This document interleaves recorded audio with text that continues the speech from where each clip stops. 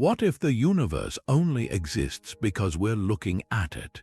It sounds like a question from a late-night philosophical debate, the kind of thought that feels more like science fiction than science.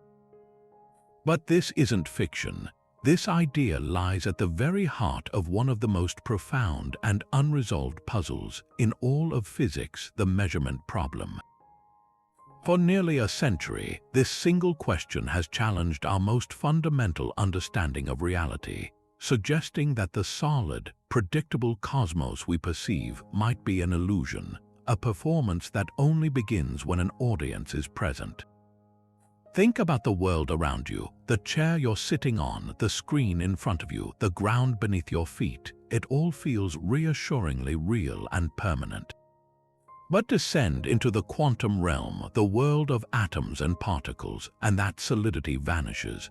Objects can be in two places at once, particles behave like waves, and reality seems to be a blur of possibilities rather than a collection of definite things.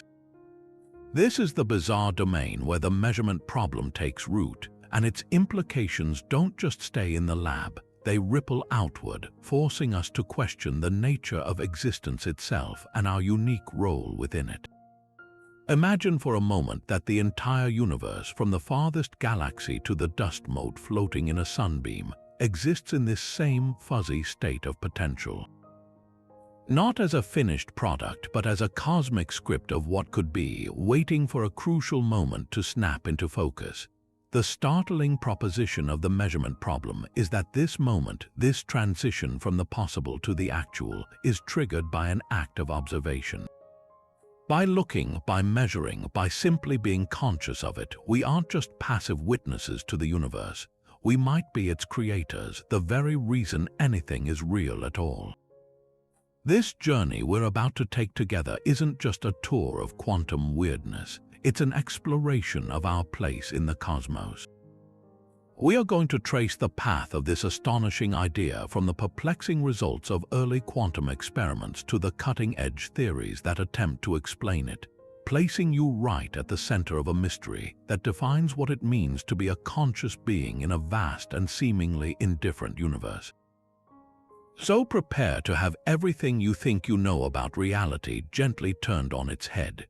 We are about to venture into the heart of this enigma, to confront the possibility that our cosmos is not a pre-recorded show but an interactive one, and that our most fundamental experience, the simple act of seeing, might be the most powerful and creative force in existence. This is a story of human curiosity reaching its absolute limits, a journey to the edge of what we can know, and a profound look at the shimmering, uncertain interface between the observer and the observed. Let's begin this exploration into the very nature of everything. To understand this strange dance between possibility and reality, we first need to grasp the fundamental tool that quantum mechanics uses to describe the world, the wave function.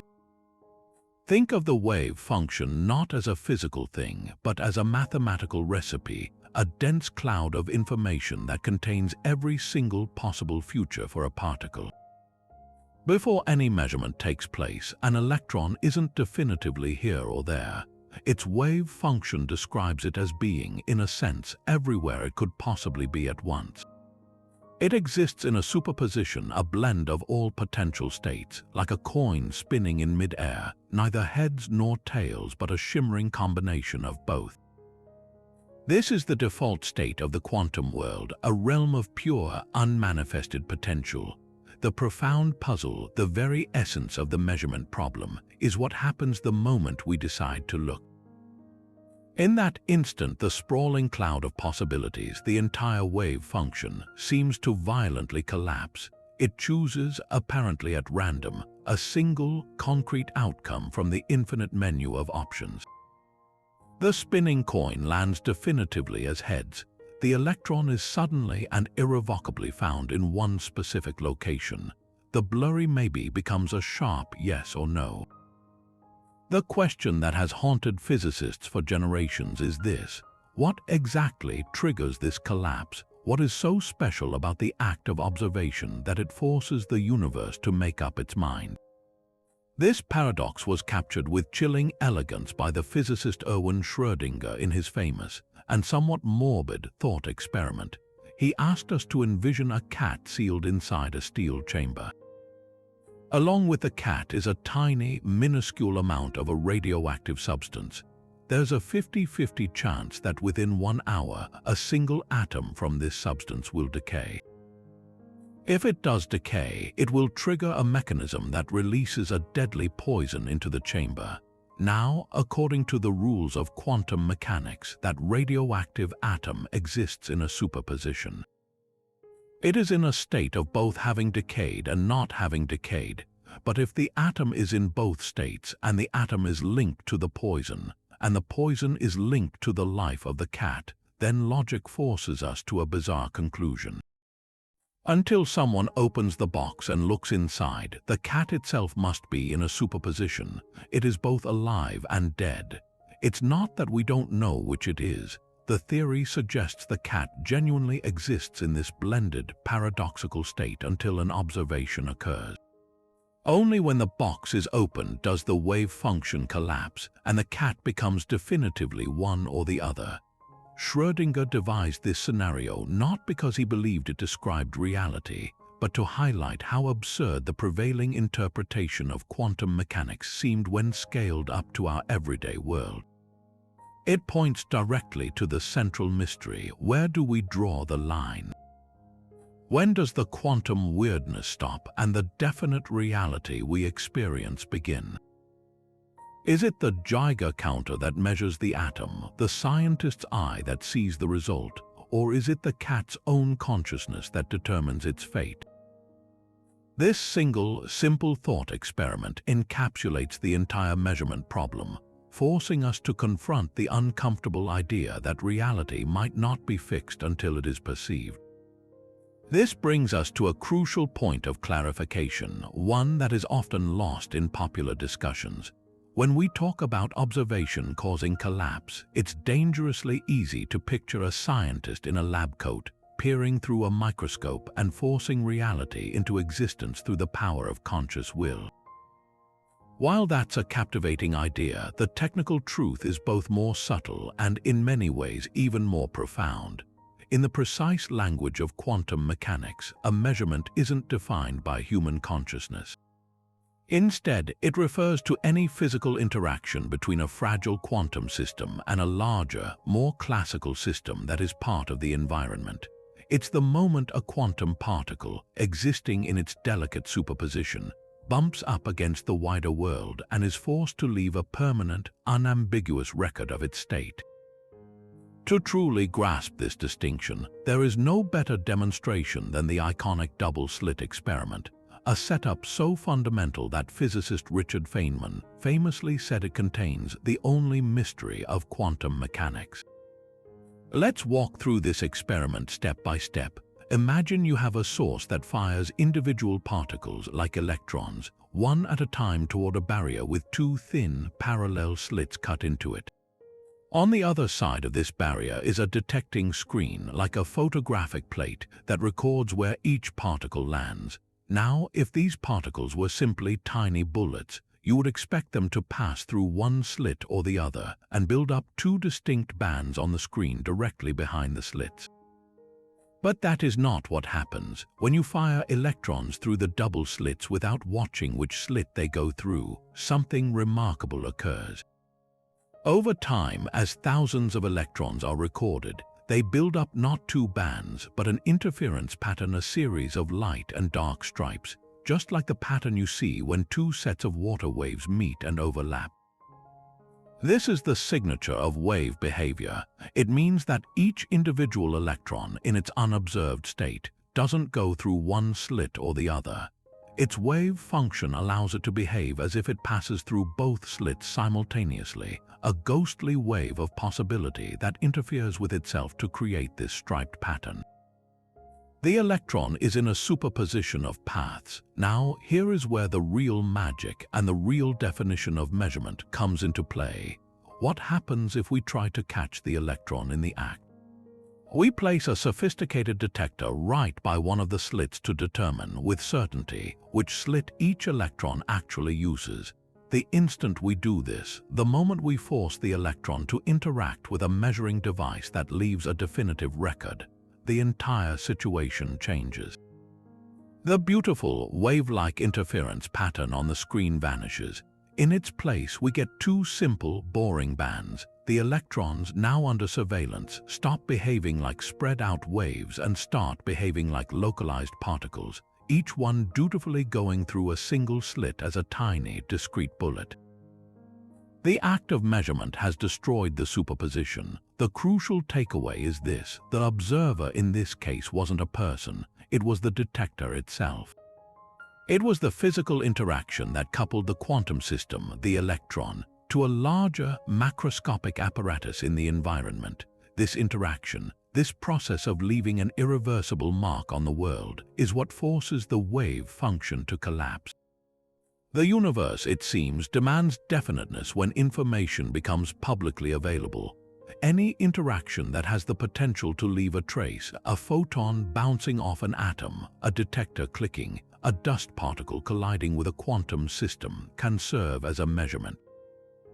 Consciousness may be a fascinating byproduct of this physical universe, but according to the standard interpretation, it is not the trigger for quantum collapse. The trigger is entanglement with the noisy, complicated world around us. So where does this leave us with the unsettling realization that the universe seems to play by two different sets of rules, one for the tiny quantum world and one for the big, classical world we inhabit? To make sense of this schism, physicists needed a coherent framework, a set of rules to guide them through the quantum wilderness. The first and most enduring of these frameworks is known as the Copenhagen interpretation, forged in the 1920s by the brilliant minds of Niels Bohr and Werner Heisenberg. This became the standard textbook view, the orthodox way of understanding what our equations were telling us about reality. At its core, the Copenhagen interpretation presents a profoundly pragmatic, yet deeply paradoxical picture of the cosmos. It begins by drawing a firm line in the sand between the quantum system, the electron, the atom, the thing being studied, and the classical apparatus, the detector, the screen, the entire macroscopic world we use to measure it. According to Bohr, this classical world is not just a convenience, it is an absolute necessity. We can never escape our role as observers embedded within a classical reality, using classical instruments to probe a quantum realm that is fundamentally inaccessible to our direct experience. The central pillar of this interpretation is the concept of wave function collapse. Before a measurement, a quantum system is described completely by its wave function, a mathematical entity that encapsulates all possible outcomes, all potential futures. This wave function evolves smoothly and predictably, governed by Erwin Schrödinger's equation. But this smooth evolution is violently interrupted the instant a measurement occurs. The very act of coupling the quantum system to a classical apparatus causes the wave function to collapse instantaneously and randomly, selecting one of the many possibilities to become our concrete reality. The Copenhagen view doesn't pretend to explain the mechanism behind this collapse. It simply states that this is what happens.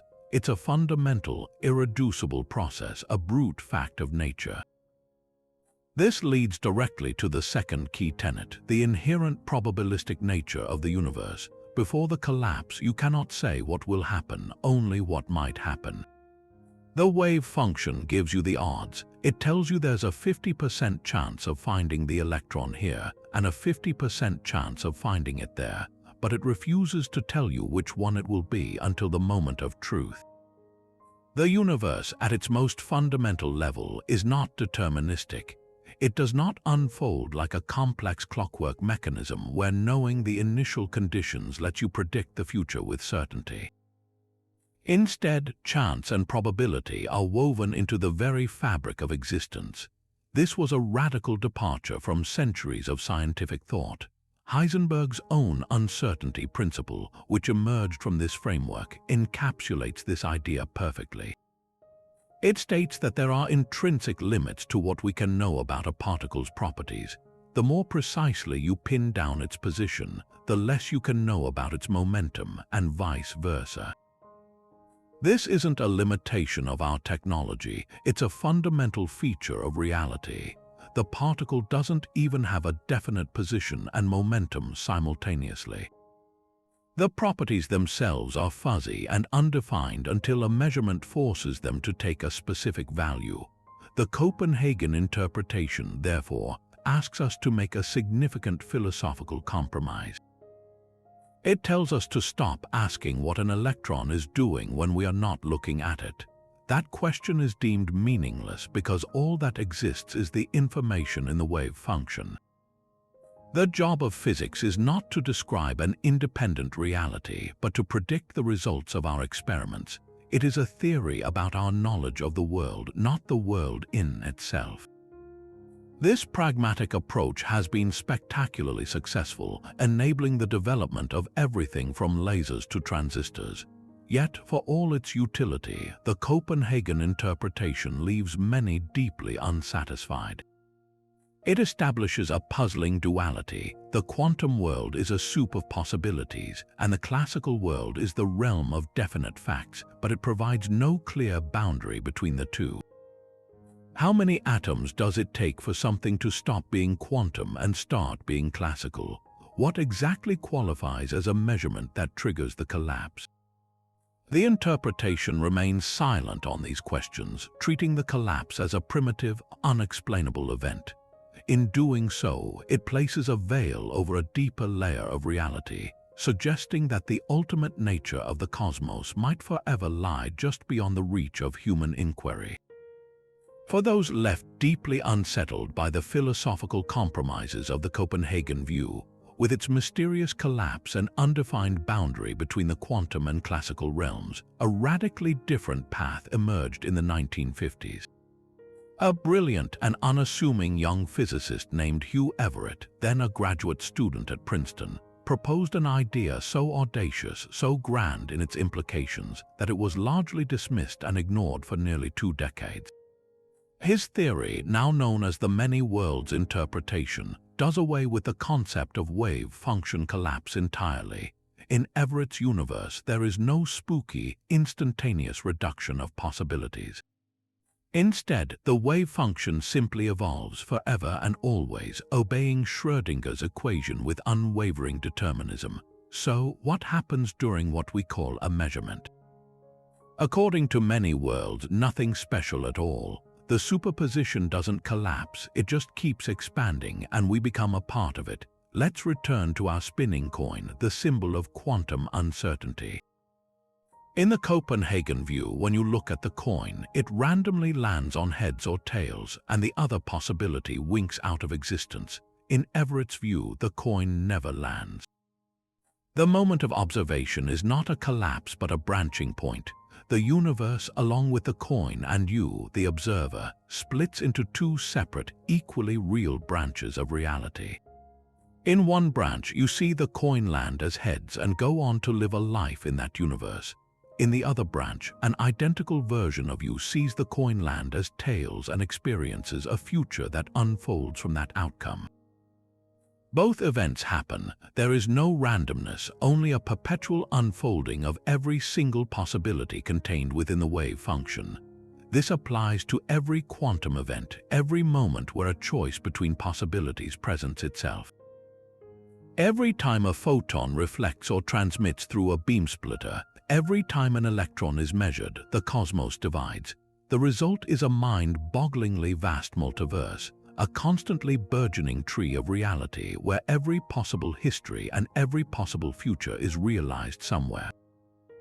In one universe, the dinosaurs were never wiped out by an asteroid. In another, you made a different decision this morning and took a different route to work. There are branches where Napoleon won at Waterloo and branches where life never evolved on Earth at all. This isn't science fiction within Everett's framework. It is the direct mathematical consequence of taking the quantum equations at face value without adding the extra, unexplained postulate of collapse. This leads to a profound redefinition of probability. If everything that can happen does happen, what does it mean to say there was a 50% chance of an outcome? Everett's answer lies not in the outcome itself, but in the subjective experience of the observer. Imagine you are about to perform a quantum experiment with two equally likely results. From an outside, God's eye view, the wave function contains both outcomes, but from your perspective, as an individual consciousness embedded within that wave function, you will only experience one branch of the split. There will be one of you who sees result A and one who sees result B. The feeling of randomness, the sense that it could have gone either way, is just that, a feeling. It arises from your limited awareness of your own copy in the wider multiverse. Probability, then, becomes a measure of how many of your future selves will have a particular experience. In this case, half of the future versions of you will find themselves in the heads branch and half in the tails branch.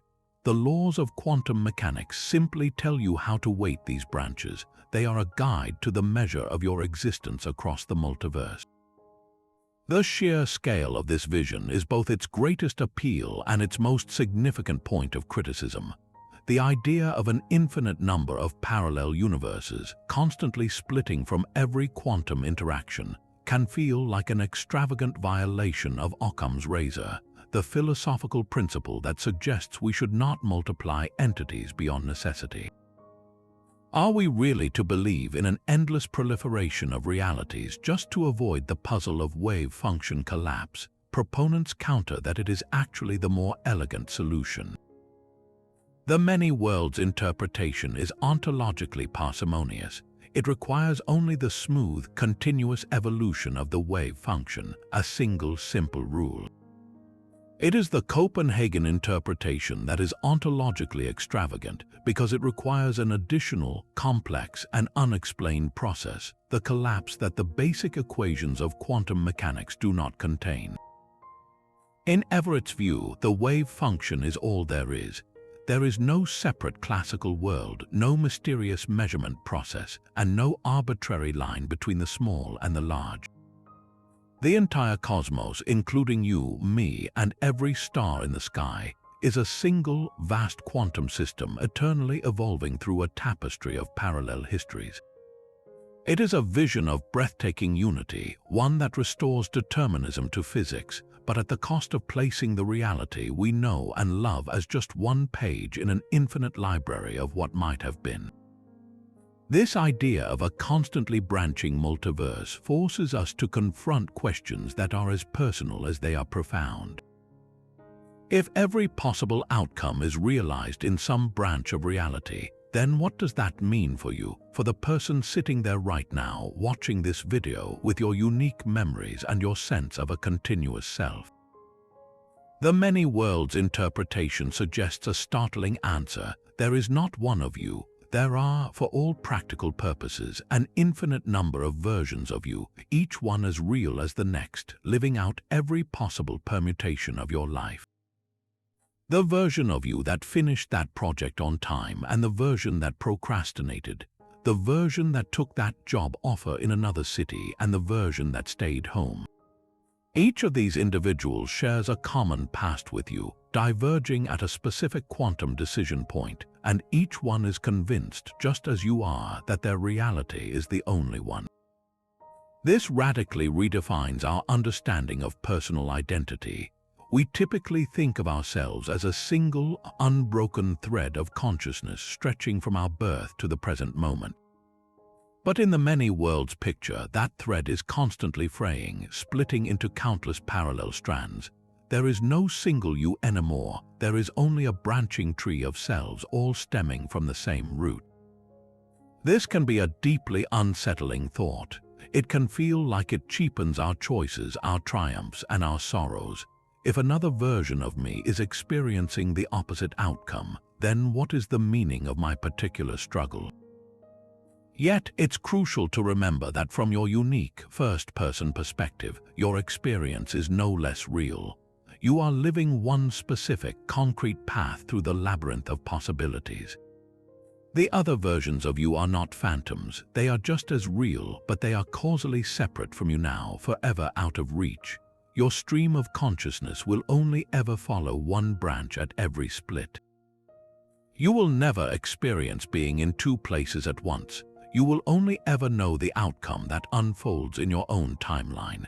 The feeling of a single, continuous self is an illusion generated by the fact that you only have access to the memories of the branch you are on. This line of thinking leads to one of the most controversial and mind-bending thought experiments to emerge from many worlds, the concept of quantum immortality. Imagine a scenario where your life depends on a purely random quantum event. Let's say you are the subject in a modified version of Schrödinger's cat experiment. A device is set up that is triggered by the decay of a single radioactive atom. If the atom decays within the next minute, a lethal mechanism is activated. If it does not decay, you survive. Now, from an outside perspective, the wave function branches. In one set of universes, the atom decays and you die. In another set, it does not and you live. But here is the strange part. From your own subjective first-person point of view, what do you experience? You will never experience being dead. Consciousness is a process, and that process can only continue in branches where the physical structures that support it remain intact. So, when the minute is up, you will always find yourself in a branch where the atom did not decay. You will have survived. You could repeat this experiment again and again, and from your perspective, you would keep surviving through what appears to be a miraculous series of lucky breaks. It would seem as though you are immortal. Of course, this is a deeply flawed and paradoxical idea. In the vast majority of branches, your body dies. Your conscious experience in those branches ends. But because you cannot experience non-existence, your personal timeline only threads through the increasingly improbable branches where you continue to live. This doesn't mean you are invincible. It just means that your subjective experience is always one of survival. As you age, the branches where you die from heart failure or an accident are constantly splitting off, but your consciousness follows the narrow, ever-thinning path where, by sheer chance, you avoid each fatal outcome. Eventually, as you reach an extreme old age, the number of branches where you are still alive becomes vanishingly small. But in theory, there is always at least one. It's a terrifying and lonely form of immortality, one where everyone you know and love dies in nearly all the universes, and you are left as a solitary consciousness in an increasingly alien reality. Most physicists view quantum immortality as a logical curiosity rather than a serious prediction, a paradox that highlights the strange consequences of applying quantum theory so literally to the self. It serves as a powerful reminder that while the math of quantum mechanics is impeccable, its interpretation, when it brushes against the nature of consciousness, leads us into territory that is both fascinating and profoundly strange. But if the many worlds interpretation presents a universe of dizzying possibility, and Copenhagen leaves us with a fundamental mystery, is there a middle path? A way to understand why the quantum world feels so solid and definite to us without invoking conscious observers or infinite branching realities. This brings us to a crucial development in modern physics, a concept that doesn't so much solve the measurement problem as it explains why we never see the problem in our daily lives. This concept is called decoherence, and it introduces a powerful and often overlooked character into our cosmic drama, the environment itself. Think of the environment as the ultimate busybody, an incessantly buzzing and chaotic presence that is constantly interacting with everything. Every air molecule bouncing off a table, every stray photon of light, every subtle gravitational tug, these are not just background noise. In the quantum realm, they are active participants. Decoherence is the process by which this relentless interaction with the environment forcibly robs a quantum system of its most magical property, coherence. To grasp this, let's return to our spinning coin, the symbol of a perfect superposition. In a perfect, isolated vacuum, that coin could spin forever in its mixed state of heads and tails. But now, imagine that coin is spinning out in the open in a room filled with air. Almost instantly, air molecules will begin to collide with it. With every single collision, a tiny piece of information about the coin's state is imprinted onto the environment. One molecule bumps off what feels like a head surface, another off a tail surface. These interactions are like tiny, irreversible measurements. They don't cause a single grand collapse. Instead, they gently but firmly nudge the system. They entangle the coin's state with the state of the trillions of particles in the air around it. This entanglement is the key. The coin's wave function doesn't disappear. It becomes inextricably linked with or woven into the vastly more complex wave function of the environment. From the perspective of someone trying to look at just the coin, this entanglement has a devastating effect. The delicate interference patterns that define quantum behavior, the ability for the heads and tails states to interact with each other, are completely washed out. They are cancelled by the random, conflicting information now scattered across the environment. What you are left with is a system that, for all practical purposes, behaves classically. It appears to have a single, definite state. The superposition isn't destroyed in a metaphysical sense. Its quantum signature is simply leaked out into the world, becoming so hopelessly scrambled and dispersed that it is lost to us forever. This is why we never see a cat that is both alive and dead, or a car parked in two spots at once. Objects at our scale are constantly and violently interacting with their surroundings, undergoing decoherence on timescales so unimaginably fast that their quantum weirdness is erased almost the instant it could appear. For a single electron in an ultra-high vacuum chamber, coherence can last for seconds. For a dust particle, it might last a tiny fraction of a second. For a cat or a car, decoherence is effectively instantaneous. The environment acts as a continuous, automatic measurement device, constantly forcing definite states upon things simply by being there. So, does decoherence finally solve the measurement problem? The answer is both a resounding yes and a cautious no. It provides a powerful and elegant physical mechanism for the appearance of collapse. It explains with stunning clarity why the quantum world seems to vanish behind a classical curtain as objects get larger and more complex. It tells us that we don't need a conscious observer to make things definite. We just need a busy environment. In this view, the reason the moon is still there when no one is looking is because it is constantly looking at itself through its own gravitational field and the sparse particles of space, or because the photons from the sun are constantly bouncing off its surface, performing a continuous, unconscious measurement that maintains its classical reality. Decoherence bridges the gap between the quantum and classical worlds not with a philosophical rule, but with a tangible physical process. However, and this is a crucial point, decoherence does not tell us which definite state emerges. In our coin example, the process of decoherence will rapidly force the coin to appear either heads or tails to a local observer, but the theory, in its pure form, doesn't predict the outcome. It explains why we see one outcome or the other, but not why a particular observer sees a specific one.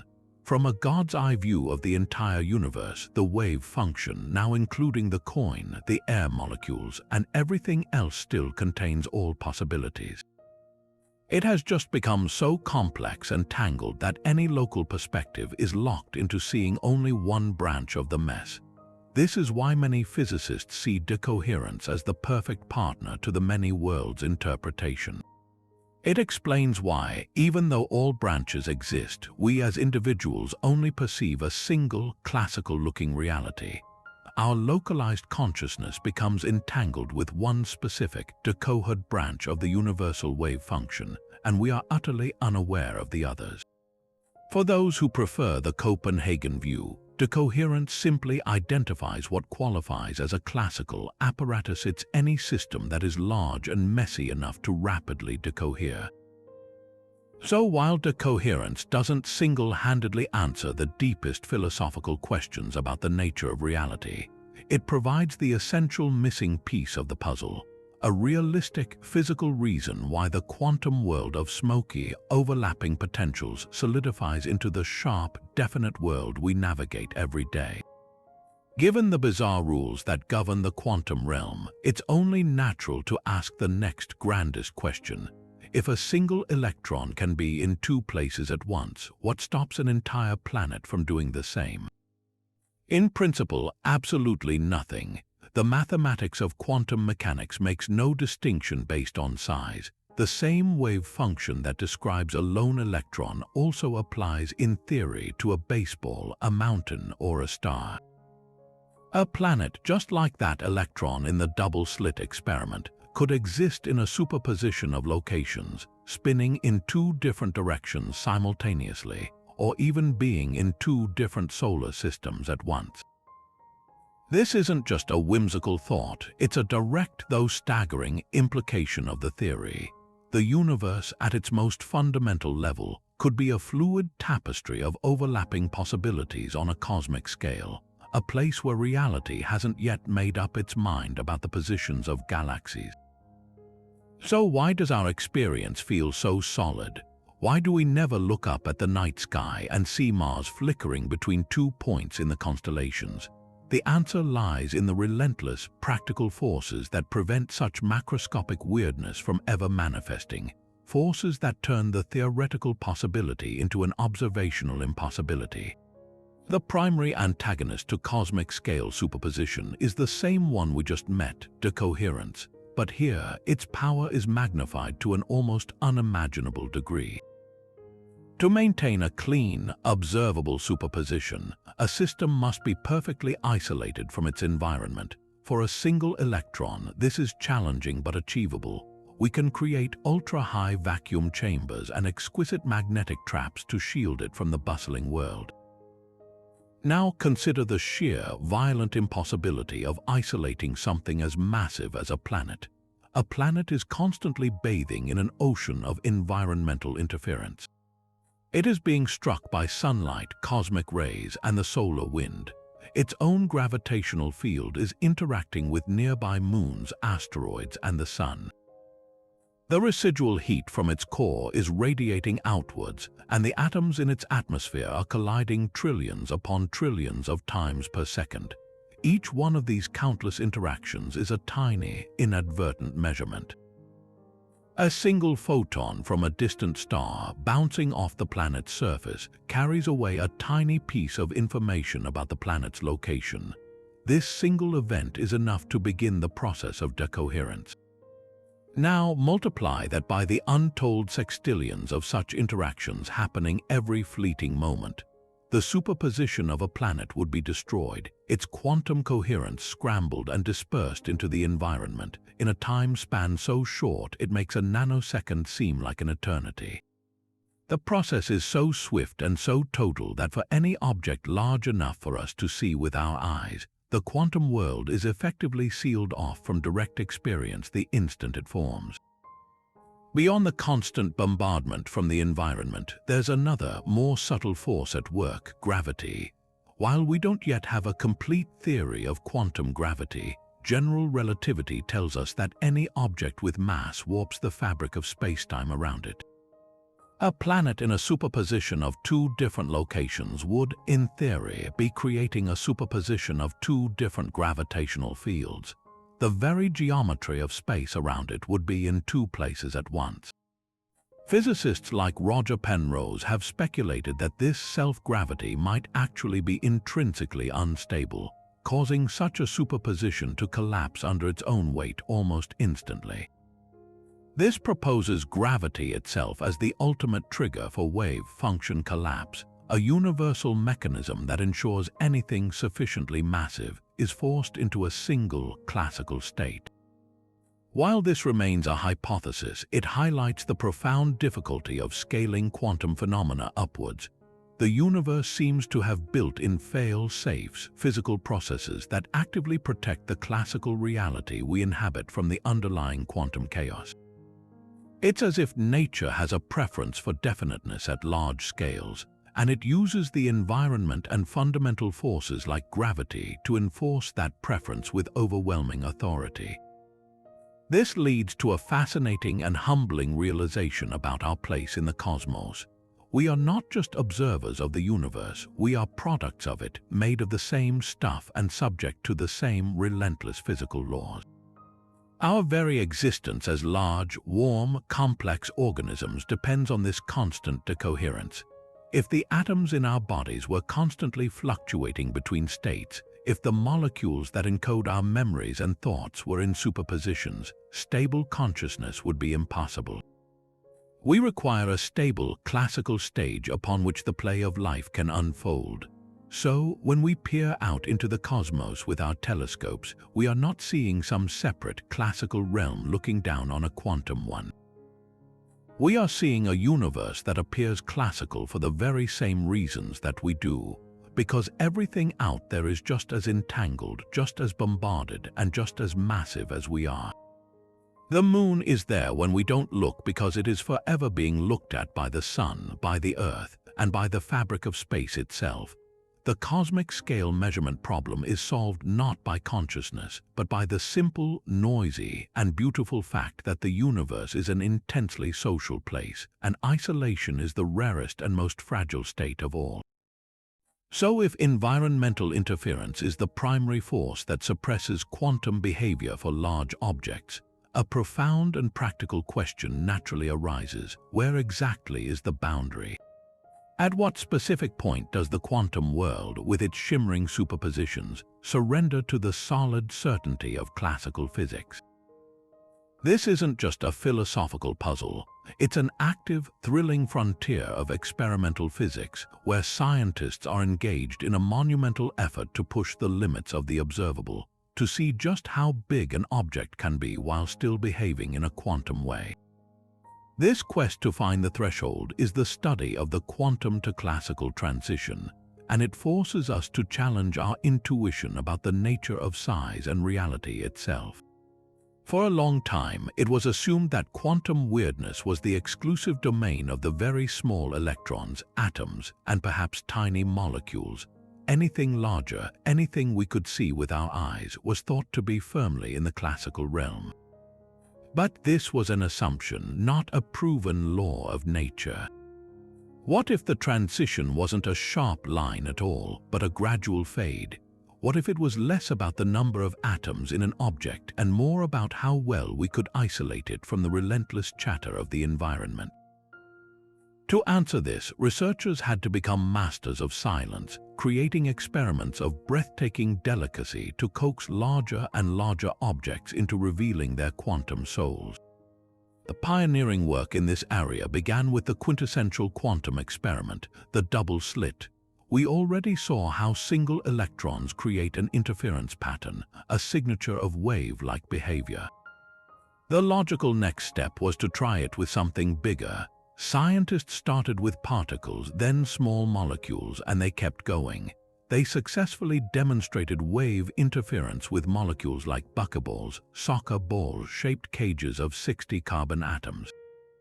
This was a stunning achievement. It proved that an object composed of hundreds of protons, neutrons, and electrons could still behave as a single quantum wave, passing through both slits at once. But the question remained, how far could this go? The race was on to interfere ever larger objects. Today, the frontier involves molecules comprised of thousands of atoms. Researchers are designing exquisitely sensitive experiments with massive organic molecules, carefully selected for their stability, and then propelled through an intricate apparatus that acts as a matter wave interferometer. The goal is to fire these molecules one at a time and see if they, too, produce an interference pattern. The technical challenges are immense. These molecules are so large and complex that they have internal vibrations and rotations. They are like tiny, intricate machines. The mere warmth of their own structure threatens to disrupt their quantum coherence. To see them interfere, everything must be cooled to near absolute zero, and the experiment must be conducted in a near-perfect vacuum to prevent a single air molecule from colliding with them and performing an accidental measurement. The results of these experiments are reshaping our understanding of the boundary. They suggest that the transition from quantum to classical is not a cliff you fall off once you reach a certain mass. Instead, it's more like wading into a foggy shore. The quantum effects don't just vanish, they become exponentially more fragile and harder to detect. With each additional atom, the molecule becomes more susceptible to decoherence. It has more ways to interact with its environment, more surfaces to bounce a photon off of, more internal motions that can leak information to the outside world. The experiments show that we can maintain quantum behavior in these large molecules, but only for fleeting instants and under conditions of extreme isolation that are the complete opposite of our warm, messy, everyday world. This tells us that the quantumness of an object isn't solely about its size, but about a delicate balance between its mass, its complexity, its temperature, and how successfully it can be shielded from external influence. A perfectly isolated, perfectly cold object, in theory, could be the size of a car and still exhibit quantum behavior. But achieving that level of isolation for anything macroscopic is, with our current technology, a fantasy. The environment is simply too persistent a companion. This experimental pursuit leads to a fascinating and counterintuitive realization. The classical world we experience is not the default state of the universe. It is an emergent phenomenon. It arises from the collective behavior of countless quantum particles, all constantly interacting and driving each other into definite states through decoherence. The solidity of your desk is an illusion born of immense complexity. At its fundamental level, the desk is a vibrating cloud of quantum fields and probabilities. But the trillions of interactions occurring between its atoms and the air, the light, and even the subtle pull of gravity force it to present a single, unified face to the world. The quantum to classical transition, therefore, is happening everywhere all the time. It's not a spatial boundary you can cross like a border on a map. It is a dynamic process, a constant negotiation between the intrinsic weirdness of the microscopic components and the overwhelming pressure from the environment to pick a state and stick with it. We are living in the outcome of that negotiation. The very fact that we can ask the question, where does the quantum world end, is only possible because we are complex, classical-seeming beings who have emerged from that same quantum soup, products of the very decoherence we are trying to overcome in our laboratories.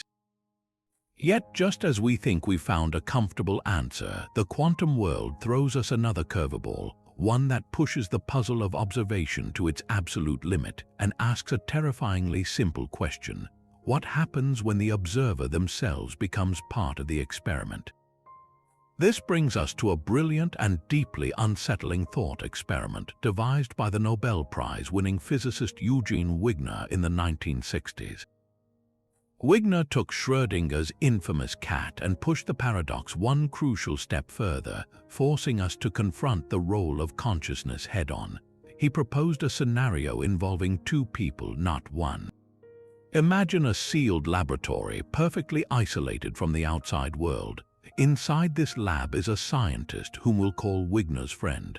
The friend is about to perform a standard quantum experiment, something like measuring the spin of an electron, which has a 50-50 chance of being either up or down.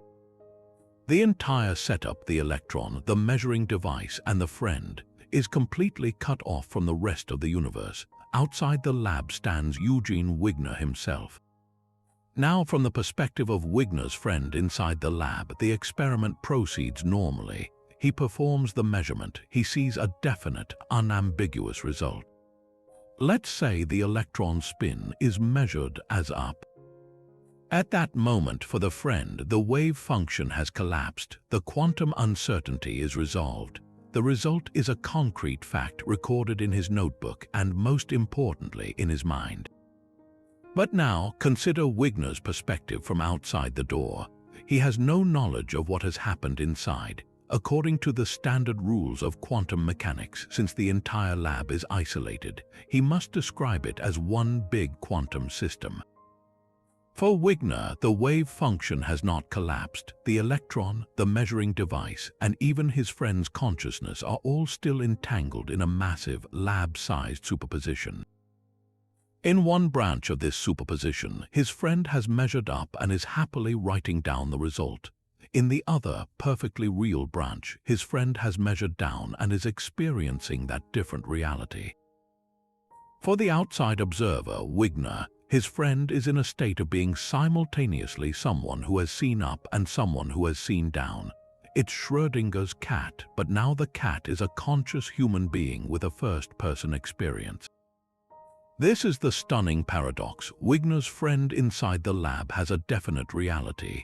He knows the outcome, but for Wigner outside, that definite reality does not yet exist.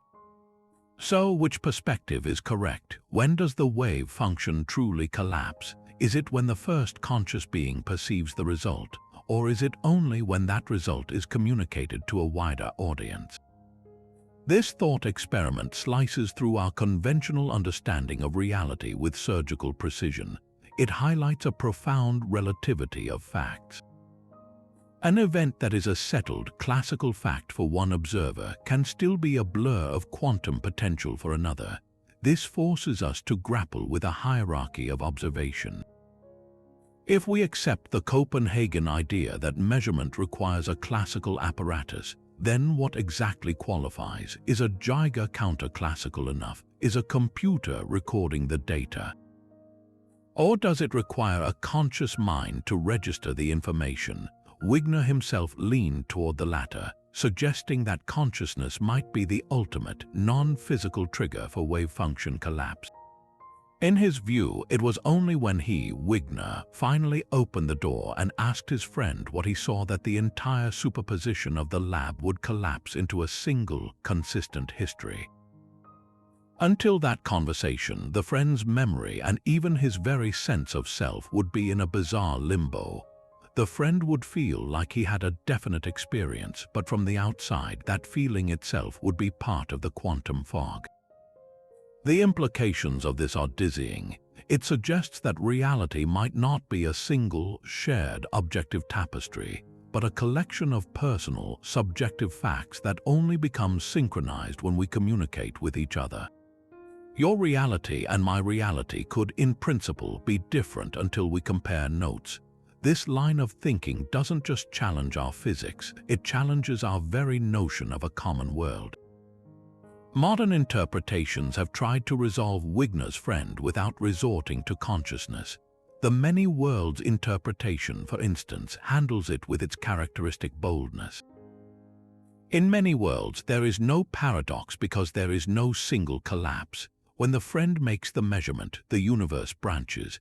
There is one Wigner and one friend in a branch where the result was up, and another Wigner and another friend in a branch where the result was down. When the outside Wigner eventually opens the door, he doesn't cause a collapse. He simply becomes entangled with the pre-existing branch. He will always find a friend whose memory is consistent with the branch he himself is in. Both realities exist, and the feeling of a single outcome is just a consequence of each copy's limited awareness. Decoherence also offers a physicalist resolution, arguing that the friend and the lab equipment decohere so rapidly that it becomes practically impossible for the outside Wigner to ever detect the superposition, even in principle. The information about the outcome has already been irretrievably scattered into the environment inside the lab, making it a definite fact for all practical purposes long before the door is opened. Yet the philosophical sting of Wigner's experiment remains. It forces us to look in the mirror and ask, in a universe described by quantum mechanics, what are we? Are we merely complex physical systems subject to the same decoherence as any other lump of matter?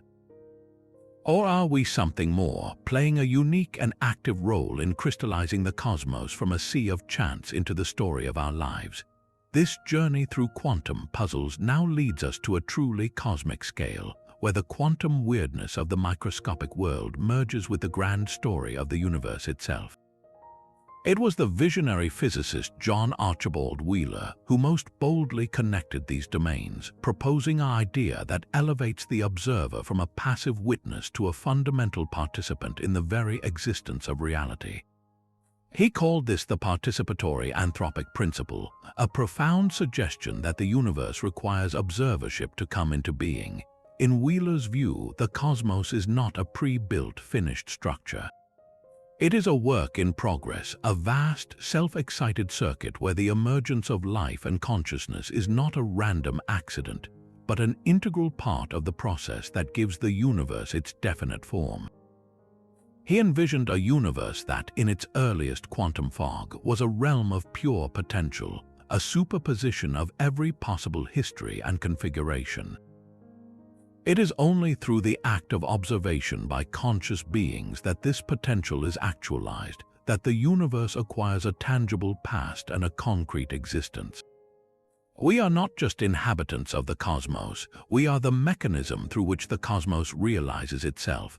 To grasp the full weight of this principle, we need to explore one of Wheeler's most mind-bending thought experiments, an ingenious extension of the double-slit setup he called the delayed choice experiment.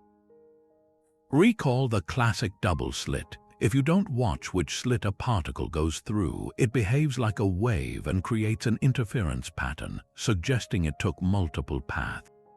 If you do watch, it behaves like a particle and the pattern vanishes, suggesting it took a single, definite path. Wheeler's genius was to ask, what if we delay the choice of whether to observe the path until after the particle has already passed through the slits? Imagine a cosmic-scale version of this experiment. A distant quasar, billions of light-years away, emits a single photon of light. On its long journey to Earth, this photon encounters a massive galaxy sitting directly between us and the quasar. According to Einstein's theory of general relativity, the galaxy's gravity acts as a gravitational lens, bending the space around it and creating two possible paths for the photon to travel around either side of the galaxy to reach our telescope. This cosmic setup is analogous to the two slits. The photon, if unobserved, should be in a superposition, taking both paths around the galaxy simultaneously and creating a detectable interference pattern when its wave function finally reunites at our detector. Now here is Wheeler's delayed choice. We can set up two different types of detectors on Earth. The first is a screen that would display an interference pattern, proving the photon behaved as a wave that took both paths. The second is a set of telescopes that could be aimed to specifically check which of the two paths the photon came from, proving it behaved as a particle that took one definite path. The staggering implication is this: the photon began its journey billions of years ago. It has already completed its trip through the gravitational lens. Its journey is, from its own perspective, a finished event in the past, yet by our choice of which measurement to make today, we seemingly determine how that photon behaved billions of years in the past. If we choose to use the interference screen, we force the photon to have taken both paths. If we choose to use the path-detecting telescopes, we force it to have taken only one. Our observation in the present appears to retroactively dictate the history of that photon. The past, in this view, is not fixed. It is waiting to be crystallized by our present acts of observation. This isn't just a philosophical speculation. Versions of this experiment have been conducted in laboratories on Earth with stunning success, confirming that the quantum system does indeed seem to lack a definite history until it is measured. Wheeler's cosmic version pushes this logic to its absolute limit, suggesting that the entire history of the universe might be similarly malleable. We are, in a very real sense, creating the past by the questions we choose to ask of the present. This provides a powerful, though deeply strange, new perspective on the participatory anthropic principle. It offers a potential resolution to one of cosmology's great why questions. Why does the universe appear so finely tuned for life? The constants of nature, the strength of forces, the initial conditions of the Big Bang. They all seem improbably perfect for allowing stars, planets, and eventually observers like us to exist. The participatory anthropic principle provides a radical answer. Perhaps the universe is fine-tuned because a universe that wasn't fine-tuned could never be observed. In the vast quantum landscape of all possible universes, only those branches that generate observers ever become real. Our observations are the very mechanism that selects our specific, life-friendly history from the endless sea of quantum possibility.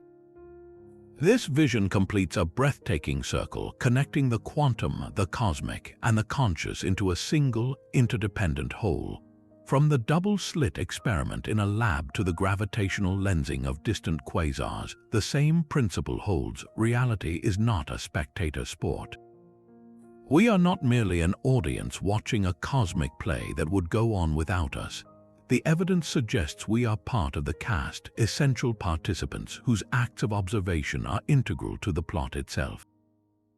The universe brings itself into existence through us. It generates observers who, by looking back at it, give it a definite form and a concrete history. This is perhaps the ultimate expression of the measurement problem, scaling it up to encompass all of space and time. We are left with a universe that is not a cold, mechanical clockwork, but a living, responsive, and participatory phenomenon, a cosmos that, in its quest to know itself, gave rise to eyes with which to see. To truly appreciate how deeply quantum mechanics is woven into the fabric of our cosmos, we must rewind the clock to the universe's very first moments. Picture a trillionth of a second after the Big Bang, a period of unimaginable energy and change known as cosmic inflation. During this fleeting epoch, the entire observable universe was smaller than a single proton, and it underwent an exponential, faster-than-light expansion, ballooning from that subatomic speck to something roughly the size of a grapefruit in a fraction of a blink. This wasn't an explosion into space, but a rapid stretching of space-time itself. Now, here's where the quantum connection becomes absolutely critical. During this violent expansion, the universe wasn't a smooth, featureless void. It was a seething, frothing ocean of pure energy, a primordial quantum field. And just like the electron in a superposition, this field was subject to the inherent uncertainty dictated by quantum law. It was constantly buzzing with tiny, random fluctuations, virtual particles popping in and out of existence, energy levels briefly wavering above and below average. On their native microscopic scale, these quantum jitters were utterly insignificant, fleeting blips in the fabric of reality. But then, inflation did something extraordinary. As space itself stretched at a phenomenal rate, it didn't just enlarge the universe, it stretched these tiny quantum fluctuations along with it, locking them in and magnifying them from the subatomic to the cosmic. Imagine drawing a tiny, random squiggle on the surface of a deflated balloon. Now, imagine blowing up that balloon to the size of a city. That minuscule, meaningless squiggle would be stretched into a vast, mountain-sized ridge across the balloon's surface. This is precisely what happened during inflation. Those infinitesimal quantum ripples in the energy field were inflated into macroscopic variations in the density of matter and energy across the cosmos. Regions that were slightly denser due to a positive energy fluctuation and regions that were slightly less dense due to a negative one were now imprinted across the entire sky. These magnified quantum seeds, now frozen into the fabric of the universe as it transitioned out of its inflationary phase, became the absolute blueprint for everything that was to follow. After inflation ended, the universe was filled with a hot, dense plasma, and gravity went to work on this blueprint. Those slightly denser regions, now spanning light years across, had a tiny bit more gravitational pull than their surroundings. Over hundreds of millions of years, this extra tug acted as a gravitational anchor, slowly pulling in more and more matter from the surrounding space. What began as a microscopic quantum fluke grew into a vast web of cosmic structure. the densest knots coalesced into the first stars and galaxies, while the slightly less dense regions became the immense cosmic voids that separate them. The grand filamentary structure of the modern cosmic web, with its glittering galaxies strung along like pearls on a necklace, is a direct magnified trace of those initial quantum whispers. This means that every galaxy cluster, every spiral arm, and every single star you see in the night sky can trace its ultimate origin back to a random, unpredictable quantum event that occurred during the universe's first instance. The Milky Way itself, and our own solar system within it, exists because of a specific pattern of those primordial density fluctuations. We are literally the children of quantum uncertainty, born from a cosmic lottery that was decided when the universe was less than a second old. The evidence for this profound link is not just theoretical, it's written across the sky in the oldest light we can see, the cosmic microwave background radiation. This afterglow from the Big Bang, a faint microwave static that permeates all of space, is a snapshot of the universe when it was just 380,000 years old. When we map this radiation with satellites like Planck and WMAP, we don't see a perfectly smooth and uniform glow. Instead, we see a mottled tapestry of tiny temperature variation spots that are ever so slightly warmer or colder than the average. These temperature differences directly correspond to those initial density fluctuations. A slightly denser region appears as a slightly cooler spot in the microwave background because the light had to climb out of a slightly stronger gravitational well, losing a tiny bit of energy in a process called gravitational redshift. The pattern of hot and cold spots we observe matches the predictions of inflationary theory with stunning precision. The statistics of these fluctuations, their size, their distribution, are exactly what you would expect if they originated from simple quantum fluctuations that were stretched across the cosmos. This cosmic fingerprint is one of the strongest pillars of evidence we have for both the Big Bang and the inflationary epoch, providing a direct observational bridge between the quantum realm and the large-scale structure of the universe. This revelation forces a complete shift in perspective. The same fundamental uncertainty that allows an electron to be in two places at once, the very heart of the measurement problem, is not just a curious feature of tiny particles. It is the engine of cosmic creation. Without quantum fluctuations, the early universe would have been perfectly smooth and homogeneous. Without that initial roughness, there would have been no gravitational seeds, no way for matter to clump together. The cosmos would have remained a vast, dark, and eternally featureless sea of gas, with no stars, no planets, and no life to wonder about its origins. The fact that we are here to observe a structured universe is a direct consequence of quantum mechanics operating on a cosmic scale. It beautifully marries the unpredictable, probabilistic world of the very small with the majestic, structured universe of the very large, showing that the two are not separate domains but are deeply and fundamentally connected. The quantum measurement problem, which begins with a single particle, ultimately scales up to explain the origin of everything we see in the heavens, placing our entire cosmic history firmly within the realm of quantum potential. This brings us to one of the most profound and dizzying questions we can possibly ask. If the universe began as a quantum event, a hot, dense state of pure potential governed by a wave function of unimaginable scope, then we are forced to confront a cosmic version of the measurement problem. Before any observation, the nascent cosmos would have existed in a superposition of every possible configuration, a blur of potential universes with different physical constants, different dimensions, and different destinies. The transition from this quantum fog to the single, definite, and life-friendly universe we observe today represents the ultimate collapse of a wave function. But this immediately raises a staggering puzzle. Who or what was the first observer? What could possibly have been present at the beginning of everything to perform the measurement that selected our specific reality from the infinite menu of possibilities?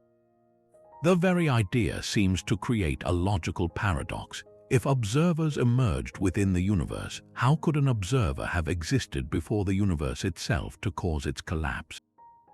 One compelling answer comes directly from the participatory anthropic principle we just explored. In this view, the question itself is based on a flawed, linear understanding of time. The first observation didn't happen at a single moment in the past. Instead, it is a process that is distributed across the entire history of the cosmos, culminating in the emergence of conscious life.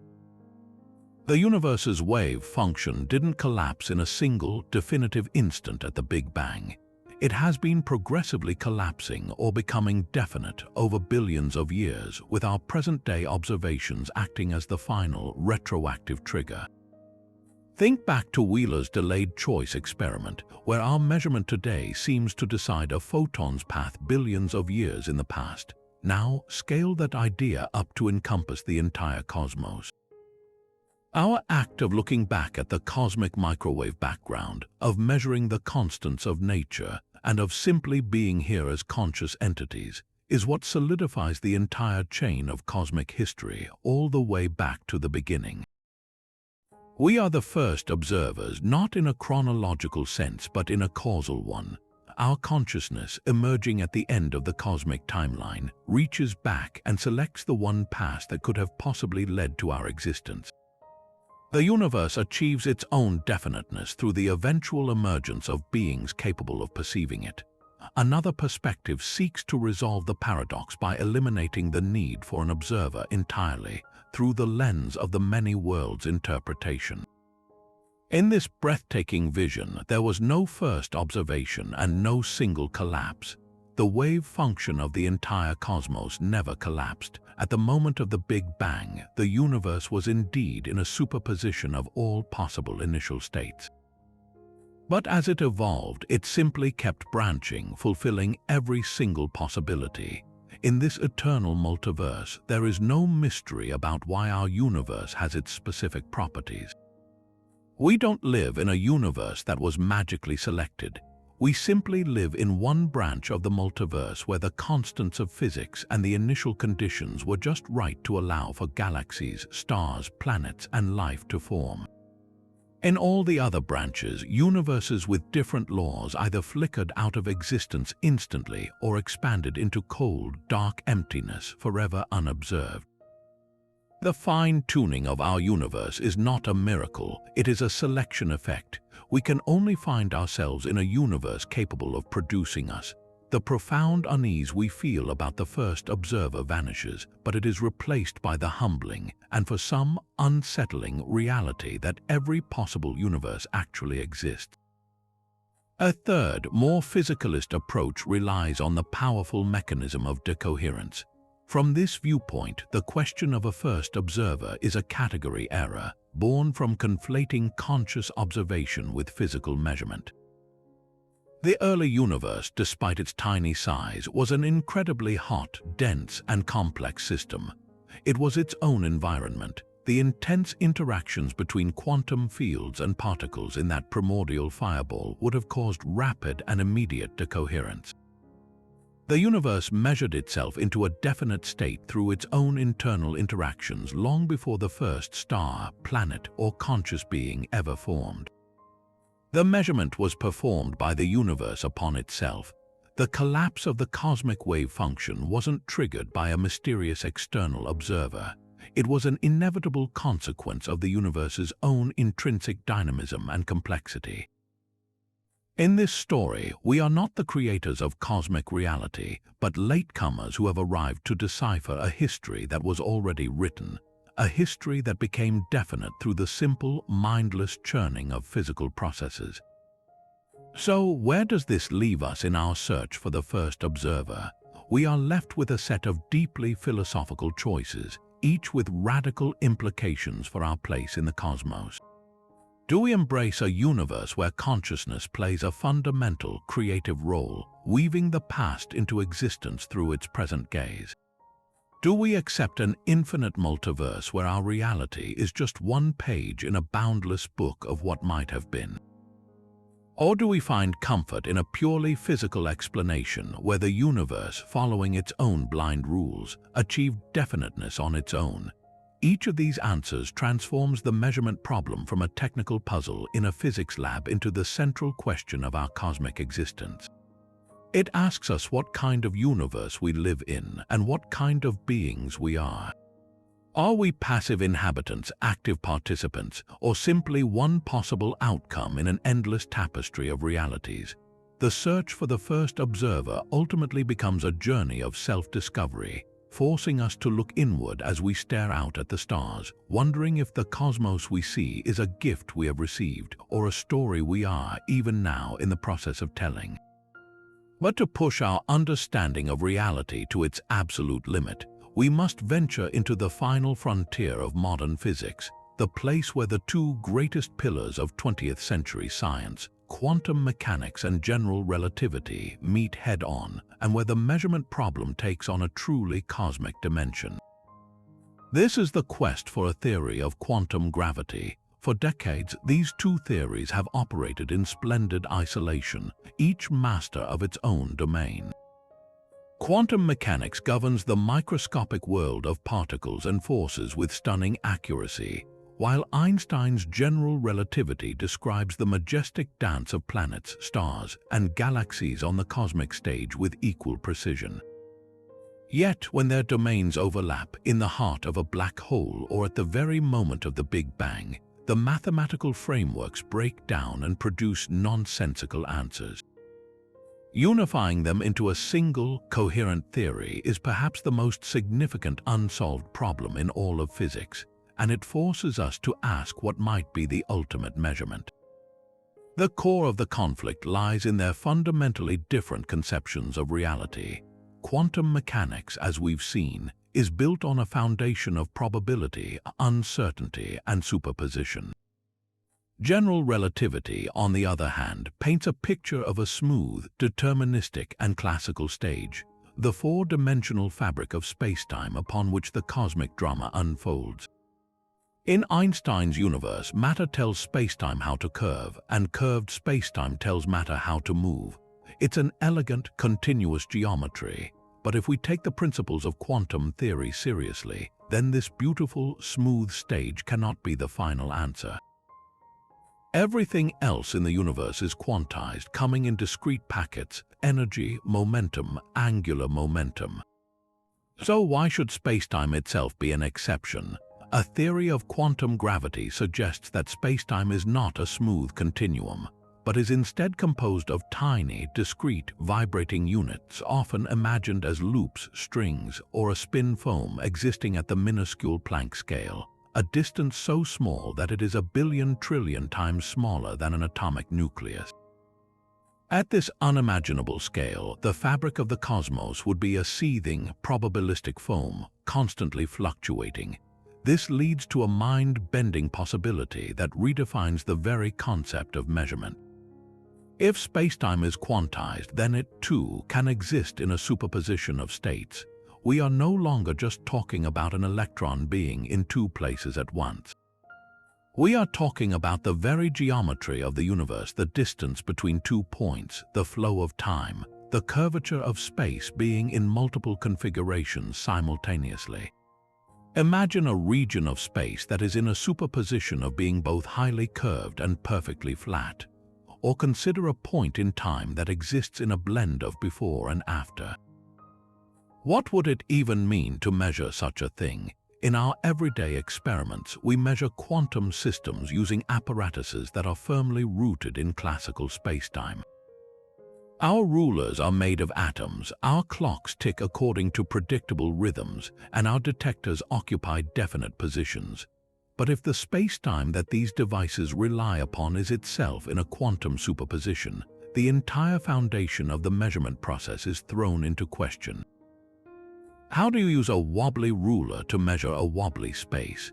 You are trying to use a part of the system to measure the system itself, a kind of circular logic that seems to break the very idea of objective measurement.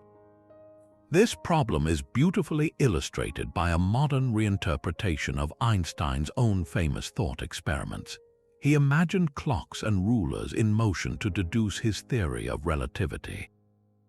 Now we must imagine quantum clocks and quantum rulers. Suppose you want to measure the gravitational field of a small object that is in a quantum superposition of two different locations.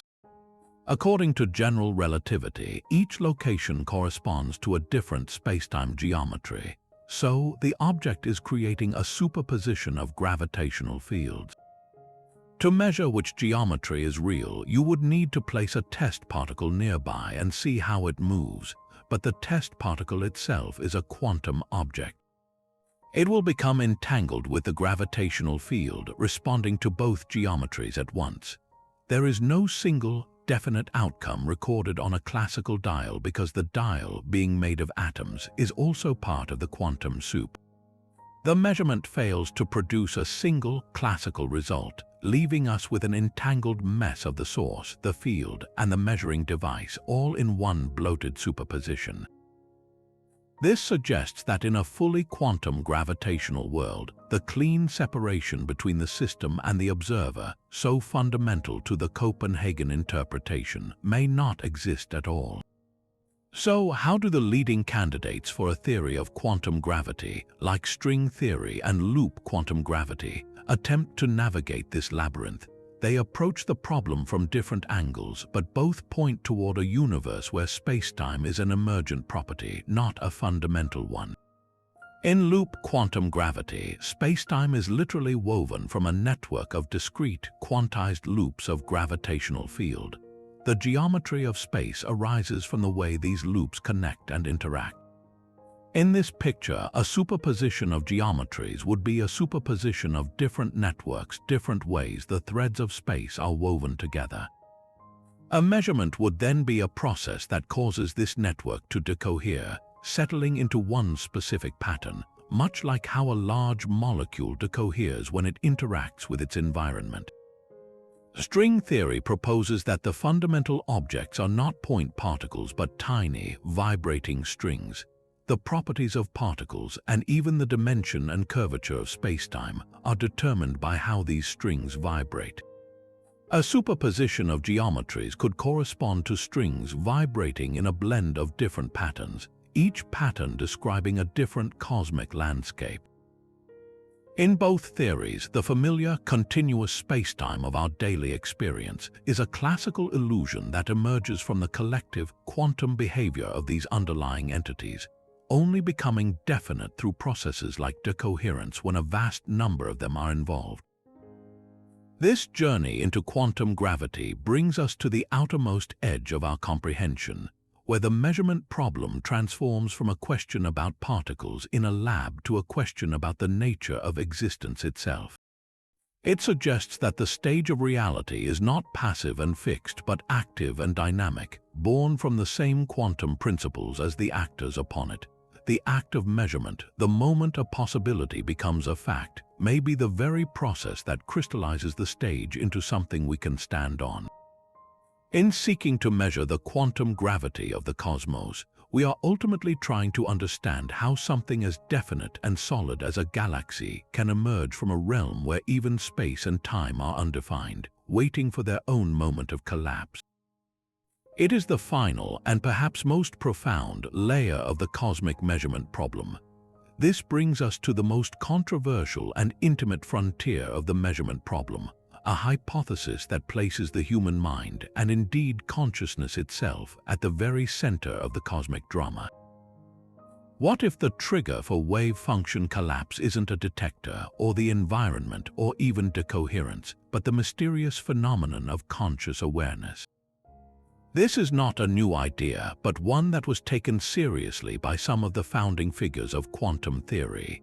The brilliant mathematician John von Neumann, in his landmark work, The Mathematical Foundations of Quantum Mechanics, performed a ruthless logical dissection of the measurement process.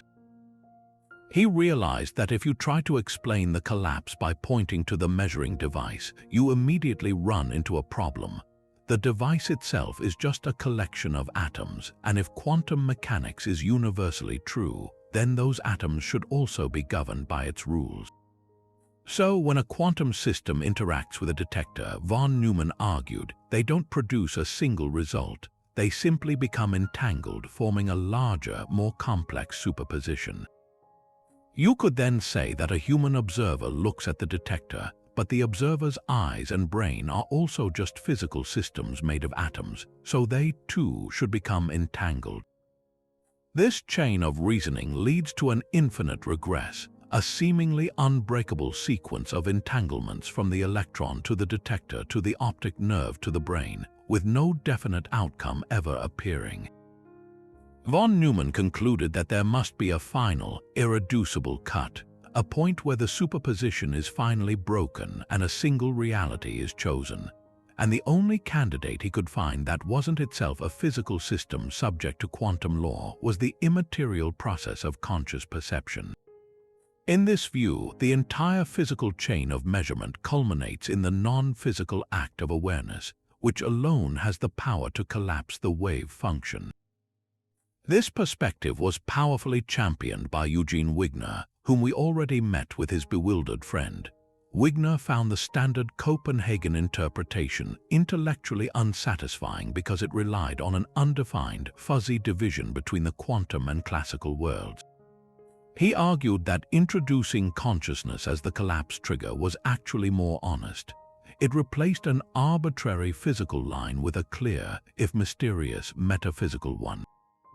He wrote, "It was not possible to formulate the laws of quantum mechanics in a fully consistent way without reference to the consciousness. For Wigner, the universe existed in a state of pure potential until a conscious mind perceived it, at which point the myriad possibilities condensed into a single, shared reality." This view, often called the consciousness causes collapse interpretation, offers a stunning re-enchantment of the cosmos. It suggests that mind is not a late-arriving byproduct of physical processes, but a fundamental force in nature, as central to the architecture of reality as space, time, and matter. We are not just living in the universe, our very act of perceiving it brings it into concrete being. However, this romantic and powerful idea is met with fierce criticism from the vast majority of modern physicists who raise several formidable objections. The most immediate is the problem of timing. If consciousness is the ultimate collapse mechanism, then we are forced to ask a very strange question. When did the universe become definite? Consider the cosmic microwave background radiation, the oldest light in the universe, emitted long before any planets or life existed. Its specific, mottled pattern tells us a story about density fluctuations in the early cosmos. If those fluctuations were truly quantum in nature, existing in a superposition, then a consciousness-based collapse theory would imply that they remained unrealized, a blur of possibility, for billions of years, until the first conscious beings finally evolved and looked up at the sky with radio telescopes. This seems absurdly anthropocentric, putting the entire history of the cosmos on hold until we arrived to witness it. Furthermore, what counts as conscious? Does a cat have enough consciousness to collapse a wave function? What about a worm, a bacterium? The theory provides no clear threshold, replacing the Copenhagen interpretation's vague classical quantum divide with an equally vague consciousness-unconsciousness divide. From a scientific standpoint, the hypothesis is also accused of being untestable and non-parsimonious. The principle of Occam's razor advises us not to multiply entities beyond necessity. The physical process of decoherence provides a clear, mechanical, and testable explanation for why the world appears classical without requiring any appeal to a mysterious, non-physical consciousness. Invoking consciousness to explain collapse feels like inserting a supernatural ghost into the machine. It might solve the problem on paper, but it does so by appealing to something we fundamentally do not understand and cannot measure.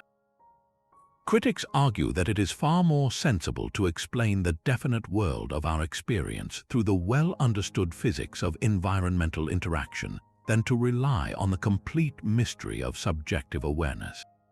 After all, we have a detailed, if incomplete, scientific story for how complex computation in the brain gives rise to consciousness. To then turn around and claim that this same consciousness is responsible for the collapse of wave functions is to put the cart before the horse in a dramatic way. It reverses the presumed order of nature, suggesting that the physical world depends on the mental rather than the other way around. This fundamental disagreement highlights a deep schism in how we view reality. The consciousness-centric view is ultimately a philosophical stance, one that resonates with idealist traditions that posit mind as the primary substance of the universe. It offers a universe that is participatory and meaningful on a human scale. The mainstream physicalist view, in contrast, sees consciousness as an emergent property of a purely physical brain, operating in a universe that became definite through blind, mechanical processes long before we ever arrived. While the idea that our minds shape reality is captivating and profound, the weight of modern physics leans heavily toward the conclusion that the world achieves its definiteness not through our gaze, but through its own relentless and unconscious interactions. The environment, it seems, is the ultimate observer, and we are simply along for the ride, becoming aware of a reality that has already been settled by the ceaseless, noisy chatter of the cosmos itself.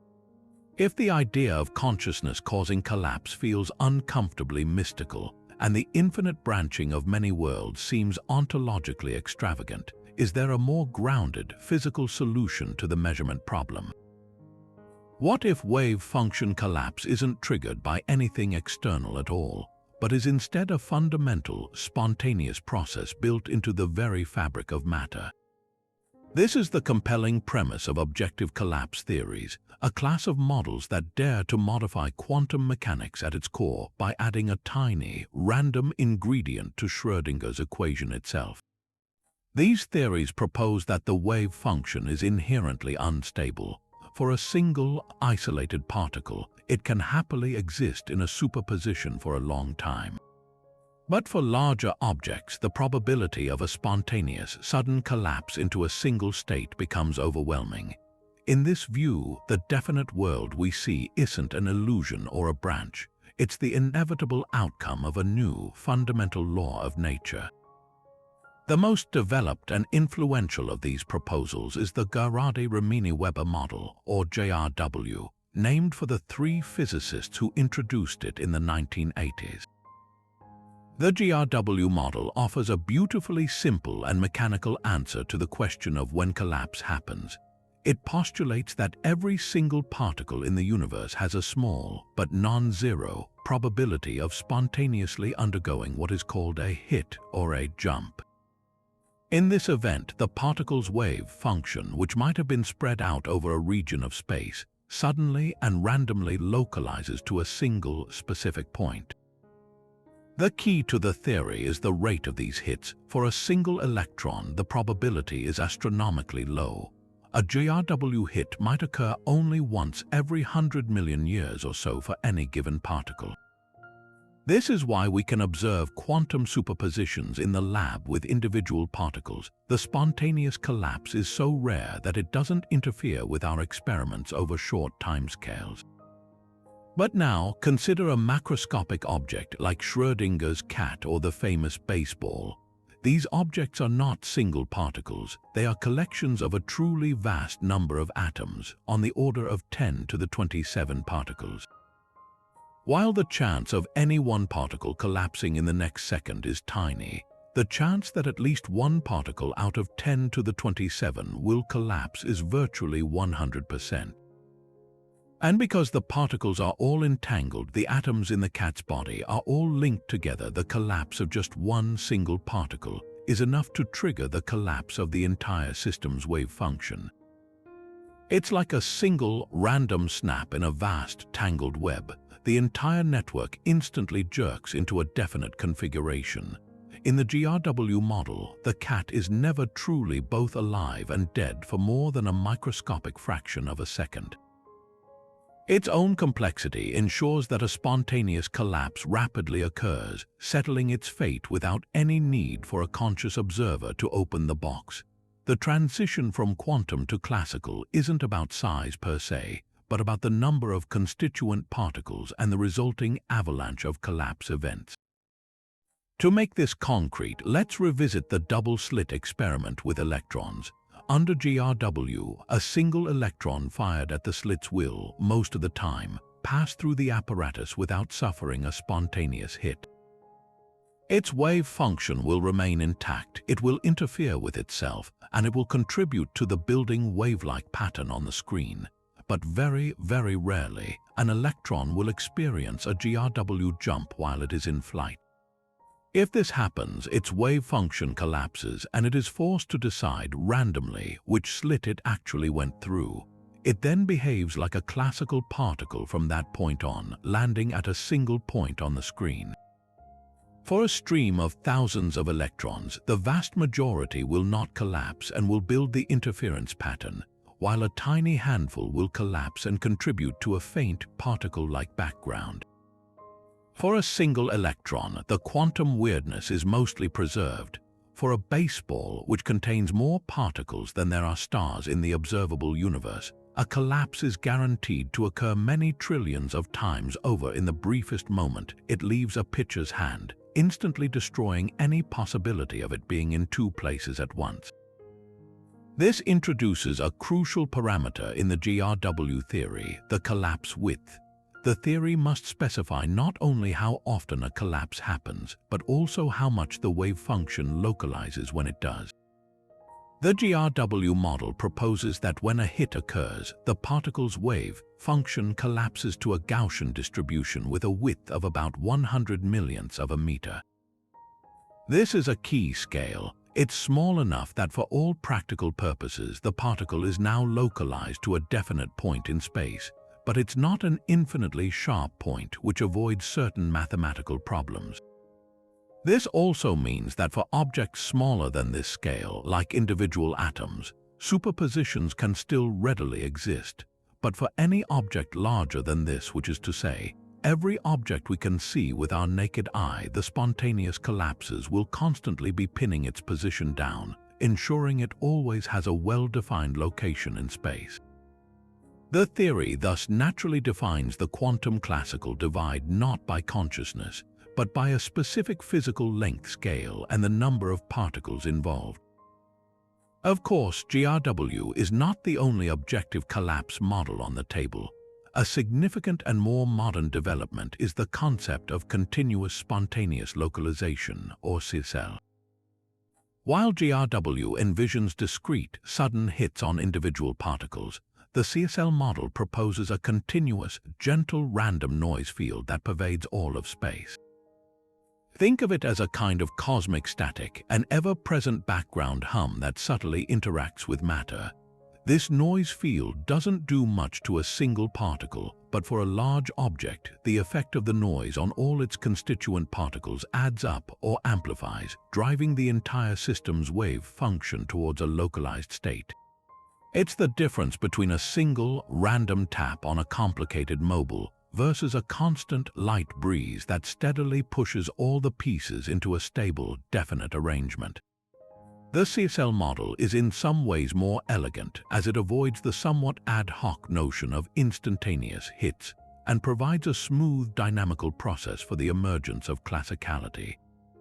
The profound implication of both GRW and CSL is that they render the universe objective again. Reality is what it is, independent of whether anyone is looking at it. A rock in a distant, lifeless galaxy has a definite position because the spontaneous collapse processes acting on its atoms ensure it does. This solves the Wigner's friend paradox neatly.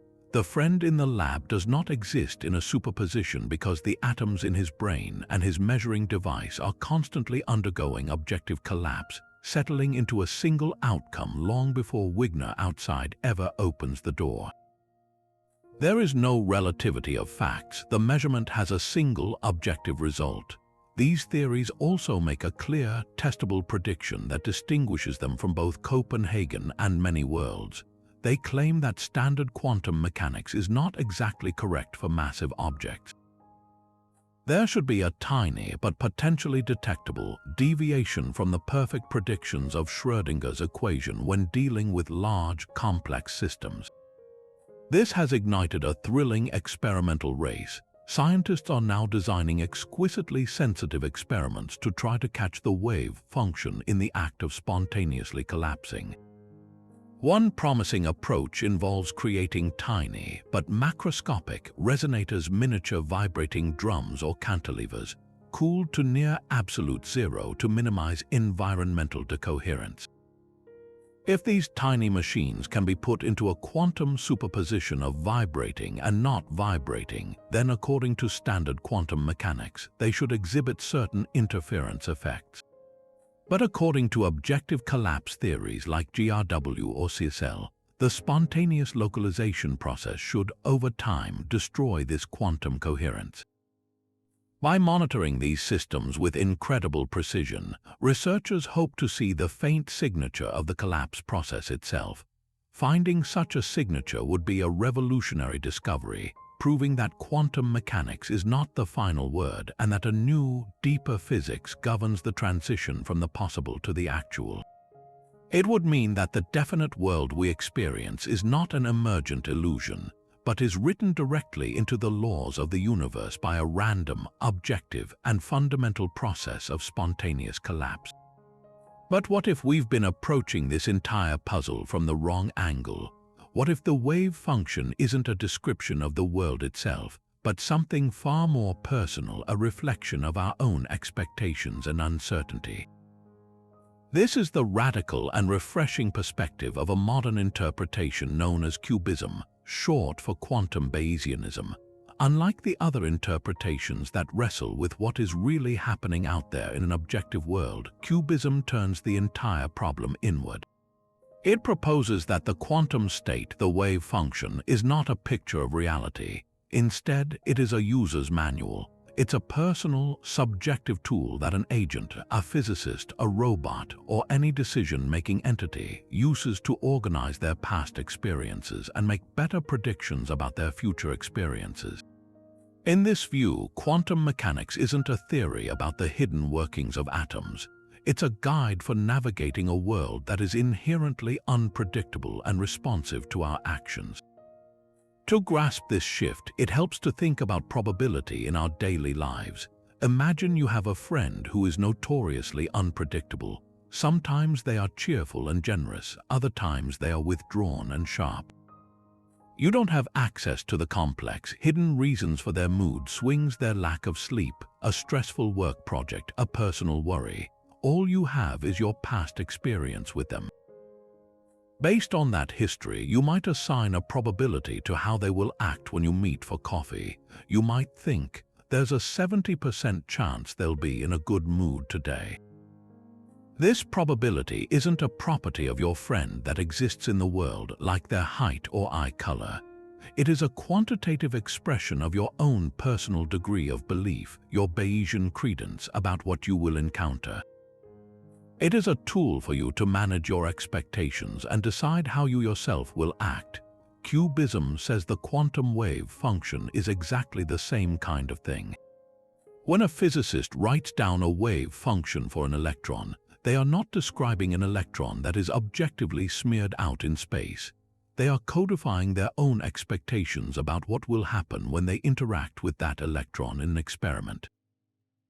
The wave function is a catalog of that physicist's personal uncertainty. This completely reframes the dreaded measurement problem. In the Copenhagen view, measurement is a mysterious physical process that causes a literal collapse. In many worlds, it's a branching of reality, but in cubism, measurement is simply an experience. It is an agent taking an action on the world and getting a result. The famous collapse of the wave function is not a violent physical event where possibilities are annihilated. It is a personal update of belief, identical to the moment you see your friend walk into the cafe with a smile, and you instantly update your internal probability from 70% to 100%. The wave function doesn't collapse out there, it gets updated in here in the mind of the agent. Before the measurement, the agent's wave function represented a spread of possibilities. After the measurement, the agent has gained a new, definite piece of experience, and they must therefore update their personal user's manual to reflect this new information. The blurry cloud of potential sharpens into a single, certain point, but only within the agent's own catalog of beliefs. This makes the measurement problem vanish as a physical paradox because there is no longer a conflict between two different kinds of physical evolution: the smooth Schrödinger equation and the sudden collapse.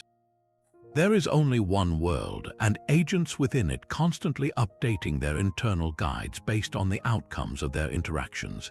This leads to a wonderfully pragmatic and down-to-earth view of quantum weirdness. Take the double-slit experiment. For a cubist, the interference pattern isn't evidence that a single electron is a wave that goes through both slits. It is simply the pattern that emerges when an agent chooses an experimental setup that doesn't try to ascertain which path information. The agent's personal probability assignments for where the electron will land, when calculated using the quantum rules for this specific setup, naturally result in a prediction of an interference pattern. When the agent then changes their action by placing a detector at the slits, they are choosing a different experiment, one that will provide them with a new type of experience. Their user's manual for this new situation gives a different set of probabilities, namely, two simple bands. There is no spooky action at a distance, no wave-particle duality in the object itself. There is only an agent interacting with the world in different ways and getting different kinds of results, each of which requires a different personal probability function to describe it. The world is just doing what it does. Quantum mechanics is our wonderfully successful tool for figuring out what to expect when we poke it. Where cubism becomes truly profound is in its treatment of the ultimate subjective experience, communication between agents. Let's return to the paradox of Wigner's friend. Recall that from Wigner's perspective outside the lab, his friend is in a superposition of having seen two different results. For a cubist, this is a category error. Wigner has no direct access to his friend's experience. All Wigner has are his own personal beliefs, codified in his own wave function, about what he will experience when he eventually opens the door and talks to his friend. His wave function describes his expectations, not his friend's reality. When he finally opens the door, he has a new experience. His friend says, "I saw the result was up." At that moment, Wigner updates his own personal wave function to incorporate this new, decisive piece of information. There is no contradiction because each agent's quantum state is their own private property, their own personal user's manual. My wave function is mine and yours is yours. We can communicate our experiences to each other, and in doing so, we cause each other to update our own personal wave functions, but we never directly share a single objective quantum state. This resolves the paradox without infinite branching universes or appeals to consciousness. It simply acknowledges that reality is experienced from a first-person perspective, and physics is our collective effort to coordinate our individual perspectives through language and shared experience. So, what kind of reality does cubism leave us with? It paints a picture of a world that is genuinely creative and responsive. The universe is not a predetermined clockwork, nor is it a vast multiverse of parallel stories. Instead, it is a world that throws genuinely new events at us, events that are not just hidden by our ignorance, but are truly, inherently fresh. Every quantum measurement is a moment of genuine creation, an actual novelty that enters the agent's stream of experience. The cubist world is one of real possibility, not just revealed predetermination. This makes the cosmos feel more like an ongoing conversation than a pre-recorded tape. We ask questions through our experiments, and the world answers in ways that are often surprising, forcing us to constantly revise our understanding. In this view, the job of the scientist is not to uncover a hidden, objective reality waiting beneath the quantum veil. The scientist is a participant in a grand dialogue, using the powerful language of quantum mechanics to better navigate a world that is, at its heart, interactive and personal. It's an interpretation that embraces the uncertainty not as a flaw in our knowledge, but as a fundamental feature of a world that is still being written, one experience at a time. Yet another path through the quantum maze emerges, one that sidesteps both the need for a conscious observer and the proliferation of infinite worlds by challenging our most basic assumption about what a property actually is. This is relational quantum mechanics, or RQM, pioneered by the physicist Carlo Rovelli. Its core idea is deceptively simple, yet it unravels the entire measurement problem by redefining reality itself as a network of relationships. Rovelli proposes that there are no absolute, standalone properties in the universe. An electron does not have a position, period. It only has a position relative to something else, another particle, a measuring device, or you. In this view, the question, "Where is the electron?" is as incomplete as asking, "Is the tree to the north or south?" without first specifying to the north or south of what. The tree's location is only meaningful in relation to a specific point of reference. Rovelli argues that all quantum properties, position, momentum, spin, are exactly like this. They are not intrinsic qualities possessed by an object, but are defined purely through the interactions between systems. This relational framework reinterprets the entire saga of the double-slit experiment without any talk of waves collapsing or reality splitting. Let's walk through it from the perspective of the electron itself, or perhaps a photon that interacts with it just after it passes the slits. The electron may have a perfectly definite path. But from the perspective of the final photographic screen, a different physical system, the interaction tells a different story. The screen doesn't have the information about which slit the electron went through. All it can record is the outcome of its own specific interaction with the electron, which results in a single dot. When thousands of these individual interactions are accumulated, the pattern that emerges for the screen is the interference pattern. There's no mystery here. The screen is simply building up a statistical record of its relational encounters. Now, when we introduce a detector at the slits, we are introducing a new relational node into the network. The electron interacts with the detector, and in that moment, a definite property went through the left slit, becomes real for the detector. The detector now possesses that information. When that electron later hits the screen is now interacting with an electron that has already established a definite history in relation to the detector. The screen's interaction, therefore, produces a different pattern, two simple bands. The change in outcome isn't due to a collapse, but to a change in the relational network. The total set of facts in the universe has expanded to include the new fact registered by the detector, and this alters the possible relationships that can form downstream. This perspective dissolves the haunting paradox of Wigner's friend with elegant clarity.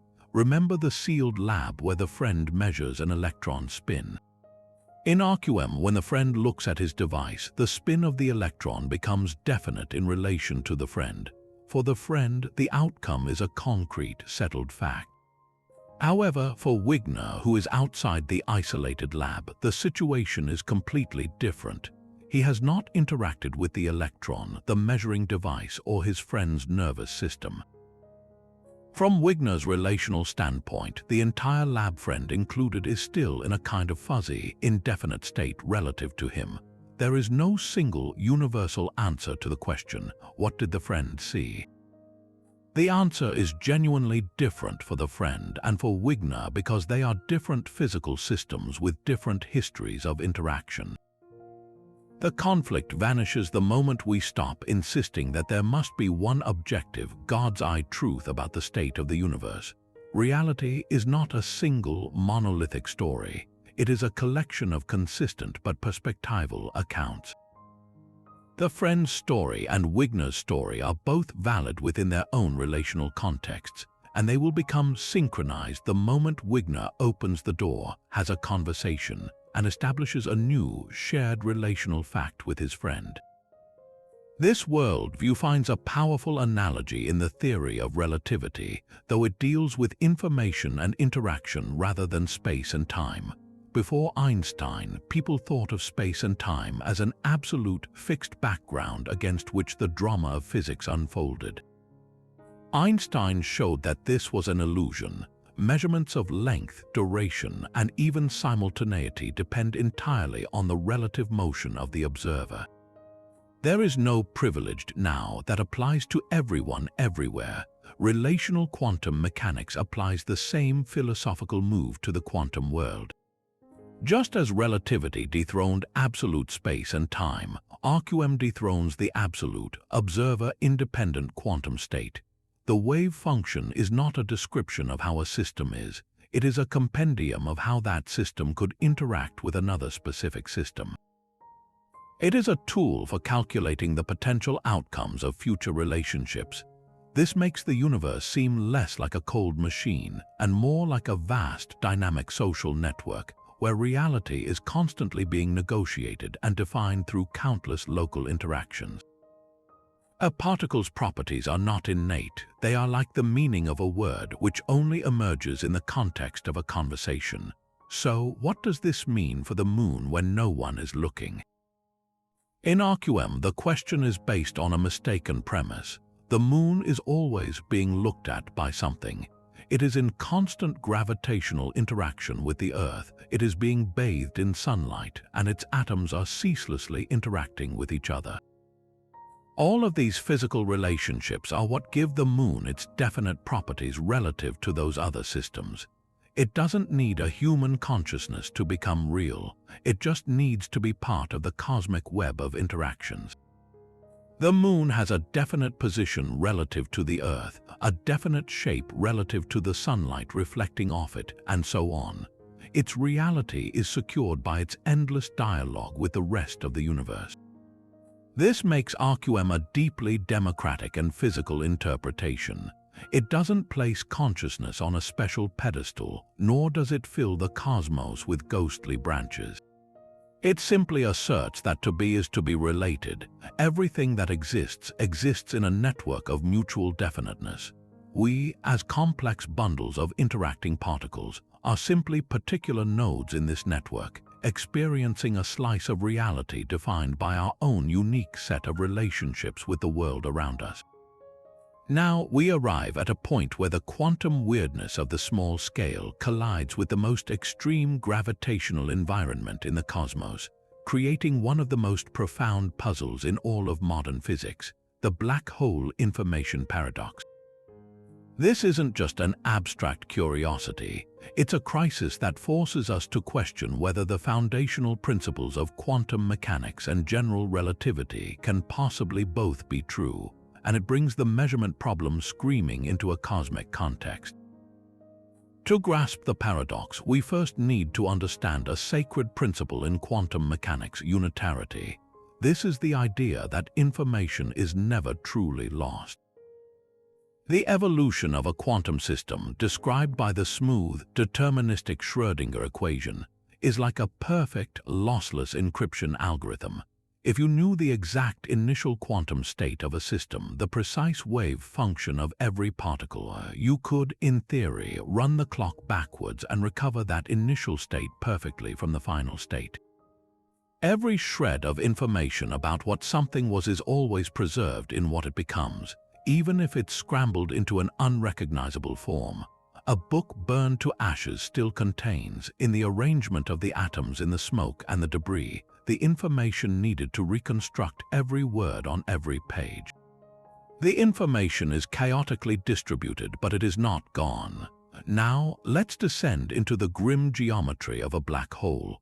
According to Einstein's general relativity, a black hole is a region of space where gravity is so intense that nothing, not even light, can escape its pull once it crosses the boundary known as the event horizon. If you were to throw our hypothetical book into a black hole, it would cross this point of no return and be irretrievably lost to the outside universe. For decades, this didn't seem like a fundamental problem. The book's information was simply hidden behind the horizon, inaccessible but presumably still in there. Then, in the 1970s, Stephen Hawking made a revolutionary discovery. He realized that when you combine quantum field theory with the curved spacetime around a black hole, a miracle happens. The intense gravitational field can spontaneously create pairs of particles, one with positive energy and one with negative energy, right at the edge of the event horizon.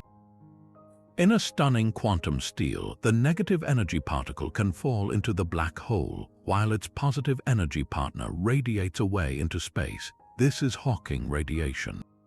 From the perspective of an outside observer, the black hole is not completely black. It glows with a faint thermal heat, and here lies the heart of the paradox. Hawking radiation is purely thermal. It's random noise, like the heat radiating from a hot piece of coal. It contains no information about what fell into the black hole. Whether you threw in a book, a computer, or a collection of random dust, the Hawking radiation that comes out would be exactly the same, determined solely by the black hole's mass, charge, and spin. Now, as the black hole radiates, it loses mass and slowly evaporates. After an immense amount of time, a black hole could, in theory, evaporate completely, leaving behind nothing but this featureless thermal radiation. And this is the catastrophic violation. If the black hole vanishes, what happened to the information contained in the original book? According to Hawking's original calculation, the information is permanently and irretrievably lost. The perfect unitary evolution of quantum mechanics has been broken. The cosmic encryption algorithm has failed. The initial quantum state of the book cannot be recovered from the final state of the radiation. This is the information paradox, a direct conflict between the bedrock of quantum theory and the predictions of general relativity in the most extreme conditions. This paradox forces us to confront the measurement problem on a grand scale. Think about what happens to an object falling into a black hole. From the perspective of an astronaut foolish enough to dive in, they would cross the event horizon without incident according to general relativity. There is no special barrier at that point, but from the perspective of an outside observer watching this happen, something very different occurs due to the extreme gravitational time dilation. They would see the astronaut appear to slow down, freezing just at the horizon, their image becoming increasingly redshifted and faint until it seemingly fades away, their information smeared across the surface of the black hole. So, which perspective is real? Is the information burning up on a hot, fiery membrane at the horizon, as the outside observer might infer? Or is it passing peacefully through into the black hole's interior as the astronaut experiences? This is a cosmic version of Wigner's friend, a stark contradiction between two valid viewpoints, and it suggests that the very nature of spacetime and locality, the idea that objects exist at definite points in space, might break down at the quantum level. The potential solutions to this paradox are as radical as the problem itself. One leading idea comes from the holographic principle, which suggests that all the information describing a volume of space can be thought of as encoded on a lower dimensional boundary, like a hologram on a two-dimensional surface. For a black hole, this would mean that the information of everything that falls in is not lost inside the three-dimensional interior, but is instead stored and scrambled on the two-dimensional surface of the event horizon. The Hawking radiation then isn't random. It's a process that gradually decodes this information from the horizon and re-emits it back into the universe. In this view, the astronaut never actually makes it inside a traditional interior. Their information is immediately translated into a complex pattern on the horizon, and the interior of the black hole is an emergent illusion. This radical rethinking suggests that our familiar perception of a three-dimensional world might be a holographic projection from underlying two-dimensional data, fundamentally linking the measurement problem to the very dimensionality of reality. Another profound possibility is that black holes don't evaporate completely. Perhaps there remains a tiny, stable remnant, a speck smaller than an atom, but containing the entire informational history of everything the black hole ever consumed.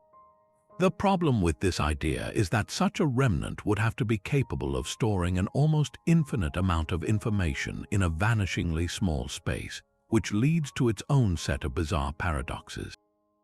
The most widely accepted resolution today, however, involves a subtle but crucial reinterpretation of Hawking's original calculation, showing that the radiation is not perfectly thermal after all.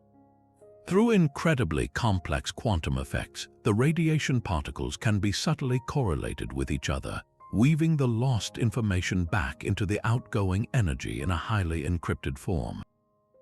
The information is preserved, but in a way that so thoroughly scrambles it that it appears random to anyone who doesn't know how to decode it. This preservation of information, even in the most destructive environment imaginable, reinforces the quantum principle that information is the most fundamental currency of the universe, and that its conservation is a law that not even a black hole can break. The resolution of this paradox is likely the key that will unlock the next great theory of physics, a theory of quantum gravity that will finally show us how space-time itself emerges from a more fundamental, information-based reality.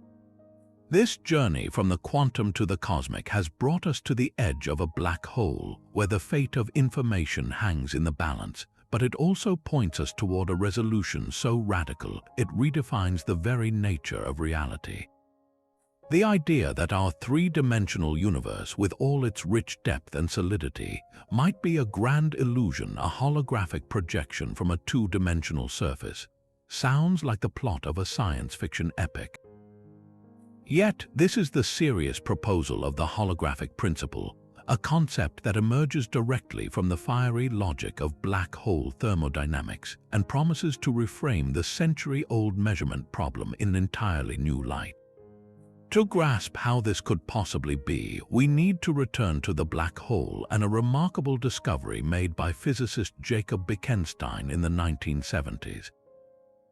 He realized that a black hole's event horizon isn't just a point of no return, it possesses entropy. Entropy is a measure of disorder, but more profoundly, it is a measure of information content. The number of distinct ways a system's microscopic parts can be arranged while still looking the same from the outside is quantified by its entropy. Bekenstein showed that the entropy of a black hole, and therefore the amount of information it can contain, is proportional not to its volume but to the area of its event horizon. This was a stunning departure from everything we know. For any ordinary object like a book or a brain, the amount of information it can store is proportional to its volume. But for the most information-dense objects in the universe, the ultimate safes, the capacity is governed by a surface area. It's as if all the information about what fell into the black hole, every star, every planet, every forgotten civilization, is not stored in its vast, dark interior, but is instead painted in unimaginably tiny pixels onto its two-dimensional spherical surface. This discovery led theorist Gerard T. Hooft and later Leonard Susskind to propose the holographic principle, which boldly asserts that this isn't just a quirky property of black holes. They suggested that this could be a fundamental law of nature. The description of any volume of space with everything in it can be entirely encoded on its lower dimensional boundary. Our entire observable universe, with its hundreds of billions of galaxies, each with hundreds of billions of stars, its planets, oceans, and every one of us, could in theory be described by a vast amount of information stored on a distant, two-dimensional surface that encloses us. We are, in this view, living inside a cosmic hologram. The three-dimensional reality we experience so vividly would be a projection, much like a three-dimensional movie appears to have depth, but all the data for that illusion is contained on a flat, two-dimensional film. The solidity of your hand, the vastness of a mountain range, the depth of space itself, all of it would be an emergent phenomenon, a rendering of underlying data on a cosmic screen. This isn't to say the world is unreal, it's to say that its true, fundamental nature is not what it seems. the universe isn't made of tiny billiard balls in a void. It might be made of information, and that information lives on a surface we can never see. This breathtaking idea forces us to completely reconsider the stage upon which the measurement problem plays out. If the holographic principle is correct, then the fundamental constituents of reality aren't particles or fields existing within space, but rather bits of information, ones and zeros, or quantum bits called qubits residing on this boundary. The entire dynamical, evolving universe we see is a translation of the complex interactions and computations happening on that lower dimensional surface. So, what does this mean for the act of measurement? In the standard quantum picture, a measurement involves a physical interaction inside the volume of space that causes a wave function to collapse. But in the holographic worldview, that entire process, the particle, the detector, the observer, and the space they inhabit, is a projected image. The real action, the fundamental physics, is happening on the boundary.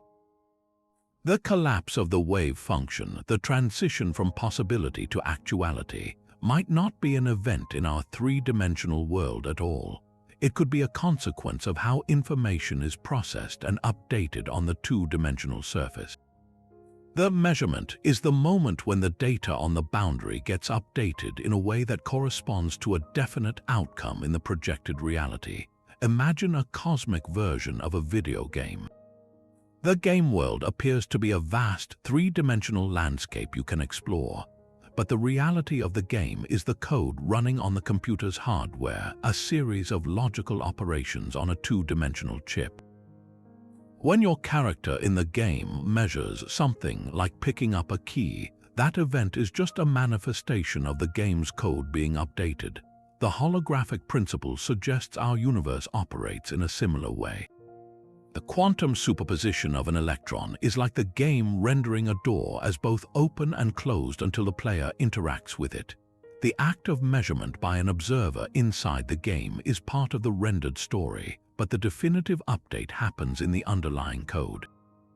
This perspective elegantly sidesteps the infinite regress of von Neumann's chain, where a measuring device is made of atoms that should also be in superposition. In the holographic view, the entire chain from particle to brain is part of the projection. The fundamental lattice of reality where the definitive answers are written is the boundary. This doesn't necessarily reintroduce consciousness as the collapse mechanism. Instead, it suggests that any irreversible process that updates the boundary information corresponds to a measurement in the projected world. The environment's decoherence, which we discussed earlier, could be the physical manifestation in our world of this constant, complex updating of data on the cosmic screen.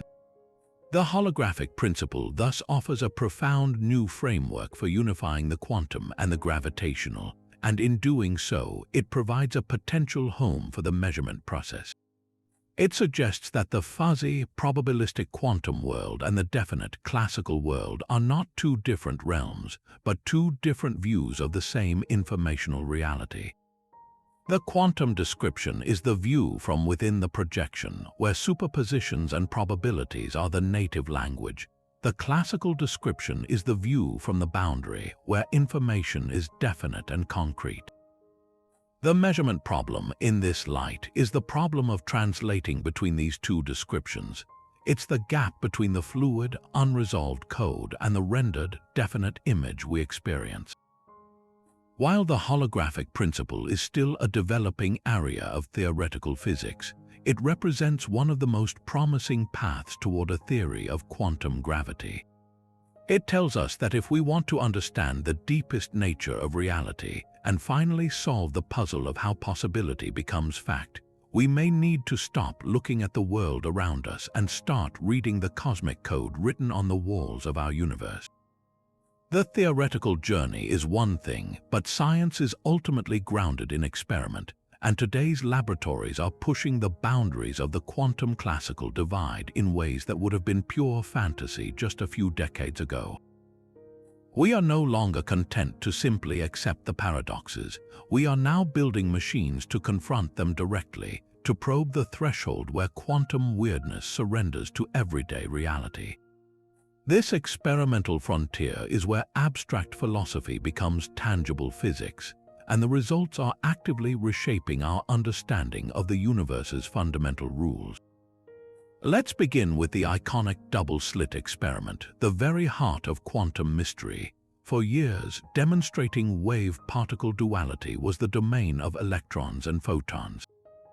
But the burning question has always been, how far can we scale this up? The answer, it turns out, is far further than anyone initially dreamed. The journey began with buckyballs, those elegant soccer ball-shaped molecules of 60 carbon atoms. In a landmark achievement, physicists successfully fired these molecules one by one through a diffraction grating, and they observed a clear interference pattern. This was monumental. It meant that an object composed of hundreds of subatomic particles could still behave as a single, coherent quantum wave, passing through multiple slits simultaneously. But the race didn't stop there. The ambition grew to interfere even larger, more complex objects. Researchers have now successfully demonstrated wave-like behavior with molecules comprising thousands of atoms, massive organic molecules that are practically nanoscale machines in their own right, with intricate structures and internal vibrations. The technical hurdles here are immense. These molecules are so large and complex that their own internal thermal energy is enough to destroy their delicate quantum coherence. To see them interfere, scientists must perform these experiments in near-perfect vacuums and cool the molecules to a fraction of a degree above absolute zero, creating an environment of such profound stillness that the quantum wave nature can persist for the tiny fraction of a second needed to complete its journey. Each successful experiment with a larger molecule doesn't just break a record. It chips away at the presumed boundary between the quantum and classical worlds, suggesting that quantum behavior isn't locked away in the realm of the impossibly small, but is simply exponentially more fragile and requires ever more heroic efforts to protect. But perhaps the most dramatic assault on this boundary is the direct attempt to create a macroscopic version of Schrödinger's infamous cat. Laboratories around the world are now building what are literally called cat states, not with felines, of course, but with microscopic drums, vibrating membranes, and tiny superconducting circuits. The goal is to place an object that is large enough to be seen, in principle, under a powerful microscope into a genuine quantum superposition of two distinct states. In one stunning experiment, scientists took a tiny, flexible aluminum membrane, just a fraction of the width of a human hair, and coupled it to a superconducting circuit. By carefully manipulating the circuit with microwave pulses, they were able to put the entire membrane, a solid object containing trillions of atoms, into a quantum state where it was vibrating and not vibrating at the same time. It was in a superposition of moving up and down. This is the closest we have ever come to a true Schrödinger's cat scenario in the lab. The object isn't just a single molecule, it's a manufactured mechanical device that we can design and control. Maintaining this state is a ferocious battle against decoherence. The slightest interaction with the outside world, a single stray air molecule, a tiny amount of external heat instantly collapses the superposition.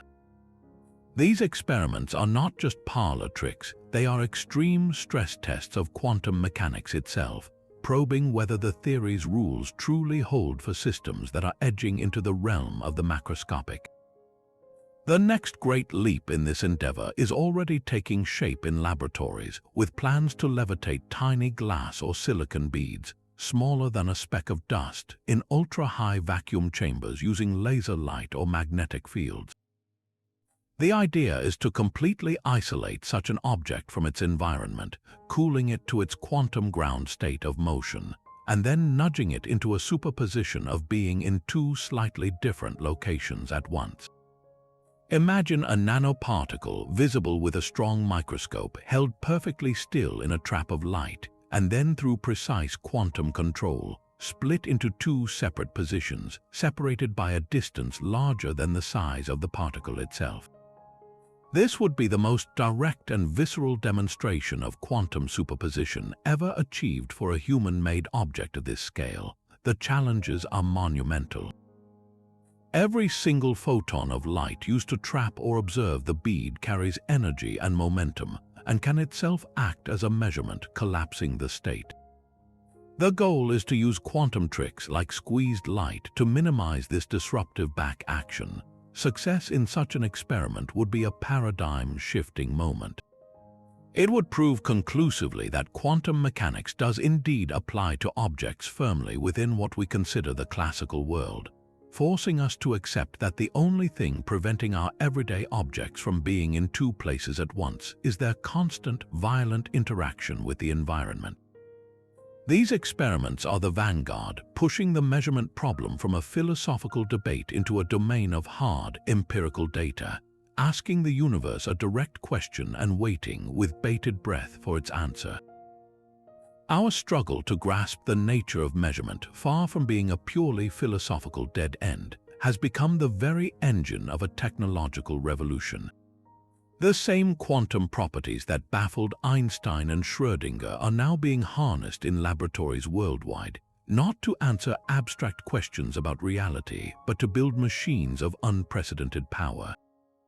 This practical turn transforms the measurement problem from a paradox into a toolkit, where we actively exploit the rules of the quantum game to achieve what was once thought impossible. At the forefront of this revolution is the quest to build a quantum computer. The entire power of this radical new approach to computation rests on the very feature that defines the measurement problem: superposition. In a classical computer, a bit is the fundamental unit of information, and it can be either a 0 or a 1. A quantum computer uses quantum bits or qubits, which can exist in a superposition of both 0 and 1 simultaneously. This isn't just a minor upgrade, it's a fundamental shift in computational architecture. While a single classical bit holds one value, a single qubit holds two potential values. 2 qubits can represent 4 values at once, 3 qubits 8, and so on. This exponential growth means that a few hundred perfectly coherent qubits could, in theory, represent more states than there are atoms in the observable universe. They perform calculations on all these possibilities in parallel within a single, evolving quantum state. The immense promise of this approach lies in tackling specific, incredibly complex problems that would take classical supercomputers thousands of years to solve. For instance, quantum computers could revolutionize drug discovery by precisely simulating the quantum behavior of complex molecules, allowing scientists to design new medicines atom by atom. They could transform logistics by finding the most efficient routes for global shipping networks almost instantly, or crack the encryption that secures most of our modern digital communications. But here's the crucial catch, the point where the measurement problem rears its head in a very practical way. To get a useful answer from a quantum computer, you must eventually perform a measurement. The moment you do, the entire sprawling superposition of possibilities collapses into a single, definite string of zeros and ones. The art of quantum programming, therefore, is not just about setting up a massive superposition. It's about carefully choreographing the computation so that the probability amplitudes of the wave function constructively interfere for the correct answer and destructively interfere for all the wrong ones. You have to rig the quantum lottery so that when the collapse happens, the outcome you read out is almost certainly the one you wanted. The fragility of this process is the central engineering challenge. Any unintended interaction with the environment, a stray magnetic field, a vibration, even the heat from the circuitry itself, can cause decoherence, collapsing the computation prematurely and introducing errors. Building a quantum computer is, in essence, a monumental battle to protect a delicate dream of possibilities from the harsh reality of the classical world for just long enough to ask it a question and get a coherent reply. While quantum computing uses superposition as a fuel, another technology turns the act of observation itself into a shield. This is the field of quantum cryptography, specifically a protocol known as quantum key distribution. Imagine two people traditionally named Alice and Bob who want to share a secret message. They need a key to encrypt and decrypt it, and that key itself must be shared securely. If they use a classical channel like the internet, a clever eavesdropper, Eve, could potentially intercept and copy the key without them knowing. Quantum key distribution makes this kind of spying physically impossible. Here's how it leverages the measurement problem. Alice doesn't send the key itself as a stream of ones and zeros. Instead, she sends a stream of individual photons, each prepared in a specific quantum state. She might randomly choose to encode a bit value using one of two different bases, for example, representing a zero as a photon polarized vertically or diagonally, depending on her choice. Bob, on the other end, has his own detector, and he also randomly chooses which basis to use for each measurement. If he guesses the correct basis, the same one Alice used, he will get the correct bit value. If he guesses wrong, the act of measurement will force the photon's wave function to collapse randomly, and he will get a bit that has only a 50% chance of being correct. After the transmission, Alice and Bob have a public conversation over a classical channel. They tell each other which basis they used for each photon, but not the bit values they sent or measured. They discard all the bits where their bases didn't match. The remaining bits where their bases aligned should form their secret key. Now, here is where the magic of quantum measurement provides ultimate security. Suppose Eve was listening in on the quantum channel. To learn anything, she must intercept and measure each photon herself, but the moment she does, she collapses its state. She then has to create a new photon to send on to Bob, but she has to guess which basis to prepare it in. If she guesses wrong, which will happen half the time, she will send Bob a photon in the wrong state. When Bob later compares a subset of his key with Alice over the public channel, they will immediately see a high error rate in these checked bits. The very act of Eve's observation has irreversibly disturbed the system, leaving a clear fingerprint of her presence. They can then discard the entire compromised key and start over. In this way, quantum cryptography doesn't rely on the computational difficulty of a math problem. It relies on a fundamental law of physics that measurement disturbs a quantum system. It turns the central mystery of quantum theory into an unbreakable lock. Beyond computation and cryptography, our refined understanding of quantum measurement is enabling a new generation of sensors so precise they border on the magical. These quantum sensors exploit the exquisite sensitivity of superpositions and entanglement to measure the physical world with a resolution that was previously unimaginable. Consider the quest to build a perfect navigational system, one that doesn't rely on GPS satellites which can be blocked or spoofed. Researchers are now developing quantum accelerometers and gyroscopes. A classical gyroscope relies on a spinning mass. A quantum gyroscope can use the wave-like nature of ultracold atoms. By placing atoms in a superposition of two different paths and then recombining them, scientists can create an interferometer. The phase of the resulting interference pattern is exquisitely sensitive to tiny rotations. Any movement of the device causes a shift in this pattern, allowing for navigation with phenomenal accuracy, all based on the quantum phase of a matter wave. This principle extends to measuring gravity itself. Tiny variations in the Earth's gravitational field can reveal hidden underground structures, ancient archaeological sites, mineral deposits, or even clandestine tunnels. A quantum gravimeter works by dropping atoms in a vacuum chamber and using laser pulses to put them in a superposition of two different heights. The slight difference in the gravitational pull at these two heights causes a measurable phase shift in the atom's wave functions when they are recombined. This allows for the mapping of gravitational gradients with astounding sensitivity. Similar devices are being developed to detect the faintest magnetic fields, like those generated by electrical activity in the human brain, offering a new window into neuroscience. In each case, the sensor isn't just a passive receiver, it's an active participant in a quantum dance. The system is prepared in a fragile, coherent state, and the physical force being measured, be it acceleration, gravity, or magnetism, imprints itself onto the phase of the quantum wave function. The final measurement, the collapse of that wave function, reveals not just a number, but a story written in the language of quantum interference. These technologies are no longer laboratory curiosities. They are becoming commercial products, transforming fields from geology to medicine. In the most profound irony, our deepest confusion about how the world works, the measurement problem, has become the very foundation for building some of the most powerful and insightful tools humanity has ever created.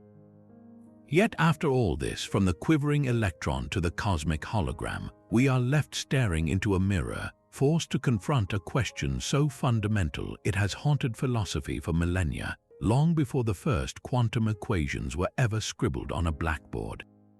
What is real, the measurement problem in all its bewildering glory, is not merely a technical glitch in our physical theories. It is a direct assault on our most basic intuition about existence itself, forcing a philosophical showdown that challenges the very bedrock of what we call reality.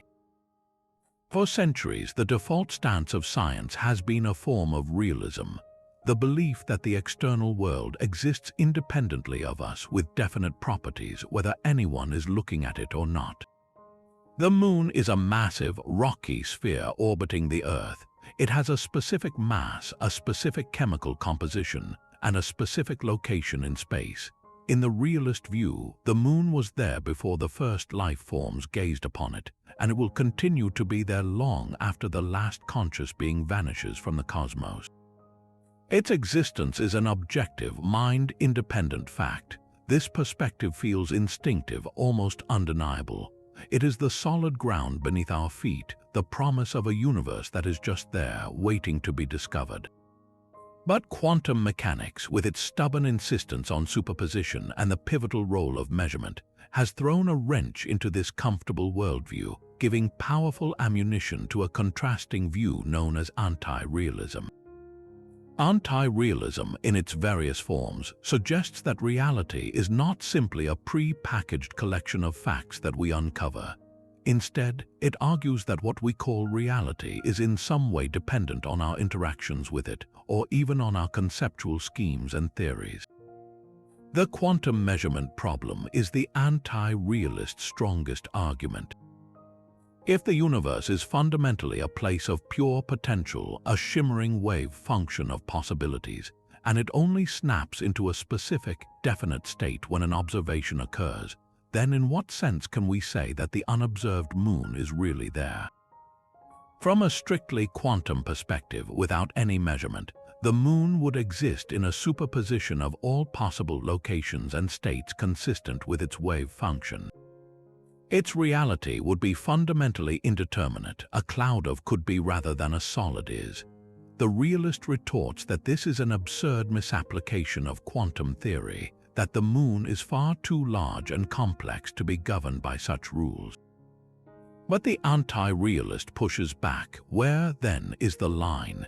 If a single electron can be in two places at once, and a buckeball molecule can interfere with itself, and we can put a tiny vibrating drum into a superposition, then the burden of proof shifts.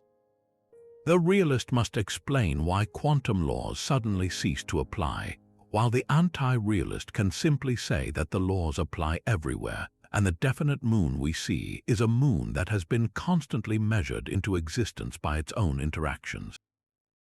This debate splits into fascinating and nuanced camps. One prominent flavor of anti-realism is called instrumentalism. This is a deeply pragmatic view that says we should stop worrying about what the universe really is and focus on what our theories can do. From an instrumentalist perspective, the wave function isn't a description of reality. It's merely a fantastically powerful calculating tool. It allows us to predict the probability of getting a certain result when we perform a specific experiment. Asking what an electron is doing when we're not looking is as meaningless as asking what the number 5 tastes like. the only thing that matters is the outcome of the measurement. The instrumentalist doesn't care if the moon exists unobserved. They care that the theory of gravity allows them to predict its orbit with spectacular accuracy, and that the quantum theory of solids explains the reflection of sunlight from its surface. This view finds a natural home in the original Copenhagen interpretation, with its refusal to discuss reality behind the measurements. It's a philosophy that has served science incredibly well, powering the technological revolution, but for many, it feels like a surrender, a refusal to ask the deepest and most meaningful questions. On the other side, the realist is not without resources. A sophisticated realist position, sometimes called quantum realism or a hidden variables approach, insists that there is a definite objective reality, but that our current quantum theory is simply incomplete. It describes the statistics of outcomes, but not the underlying deterministic mechanics. In this view, the electron does have a real position and momentum at all times. We just cannot access both simultaneously due to some fundamental limitation. The moon is always in one place, and the apparent randomness of quantum events is an illusion. Much like the apparent randomness of a dice roll is actually the result of our ignorance of the precise forces acting on it. The challenge for this view has always been to construct a coherent hidden variable theory that reproduces all the successful predictions of quantum mechanics, a task that has proven monumentally difficult. Yet the realist persists, driven by the conviction that the universe is not capricious, that it operates on a set of consistent, objective rules, and that our job is to find them, not to declare the search futile. This philosophical tension extends far beyond the laboratory and into the very core of human experience. Consider the simple act of looking at a tree. The realist sees an object that exists in its own right, with a history and properties entirely separate from your perception of it. The anti-realist, particularly one influenced by quantum theory, might suggest that the tree you perceive is in fact a collaboration between the external world and your sensory and cognitive apparatus. The light reflecting from the tree is composed of photons, which are quantum entities. Your eyes are performing a kind of measurement, collapsing those quantum states into the definite image that is then processed by your brain. In a very literal, physical sense, the tree you see is the tree that has been called into a specific state by your act of observation. This doesn't mean you create the tree out of nothing, but rather that you participate in specifying which tree, out of a haze of potentiality, you actually encounter. This participatory universe, championed by John Wheeler, elevates us from passive spectators to active agents in the unfolding of reality. It suggests that the cosmos becomes self-aware through us, that the universe needs life and consciousness not as a fluke, but as an essential component to fully realize its own existence. The philosophical stakes, therefore, could not be higher. We are not just pondering the fate of electrons, but the meaning of our own place in the cosmos. Are we lonely explorers on a predetermined, objective world? Or are we co-creators of a reality that is fluid, responsive, and in a deep sense unfinished? The measurement problem offers no easy answers, but it ensures that the question of what is real will remain the most thrilling and profound mystery at the heart of our scientific and philosophical journey. And so we find ourselves at the heart of a profound synthesis, a point where all the tangled threads of quantum mystery converge into a single, breathtaking vista. We began with a seemingly simple question about the nature of reality, only to find ourselves on a journey that stretched from the subatomic to the cosmic, a journey that now circles back to us. We are not merely accidental byproducts of a vast, indifferent machine. The story told by quantum mechanics, by cosmology, and by our own existence points to something far more intimate and magnificent. We are the universe observing itself. Every single atom in our bodies, every element that fuels our thoughts and dreams was forged in the heart of a long-dead star. The calcium in our bones, the iron in our blood, the oxygen we breathe, These are the ashes of stellar explosions that occurred billions of years ago, scattered across the cosmos and eventually coalescing into a planet, into life, and into us. We are, in the most literal sense, stardust that has begun to think. We are a temporary but integral part of the cosmos that has become conscious, and in doing so, has given the universe a means to look back upon itself and wonder. This transforms the act of observation from a passive, scientific procedure into a deeply cosmic event. When you gaze up at the night sky, you are not an outsider peering into a separate realm. You are the universe in one localized region, turning its attention to another. The photons that have traveled for millions of years from a distant galaxy finally complete their journey by striking the retina in your eye, triggering a cascade of neural processes that result in the experience of seeing. In that moment, that far-off galaxy, which for eons existed as a potentiality in a quantum haze, becomes a concrete fact in a conscious mind. The universe achieves a form of self-awareness. This is the ultimate expression of the participatory universe.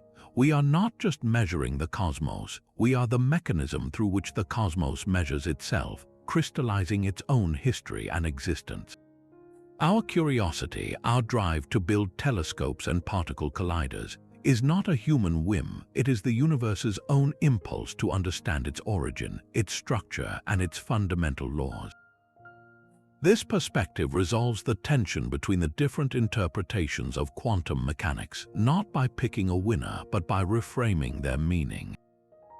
From this cosmic viewpoint, the Copenhagen interpretation's reliance on a classical observer isn't a flaw. It's a recognition that the universe only becomes classical and definite from within a perspective that is itself a product of that classical, decohered world.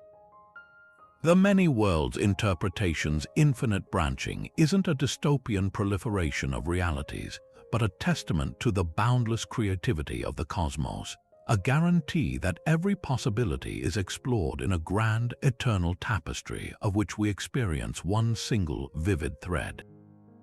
Even the objective collapse theories and the relational views find their place, describing the physical processes and perspectival nature of how a universe built on quantum potential gives rise to localized classical experiences like our own.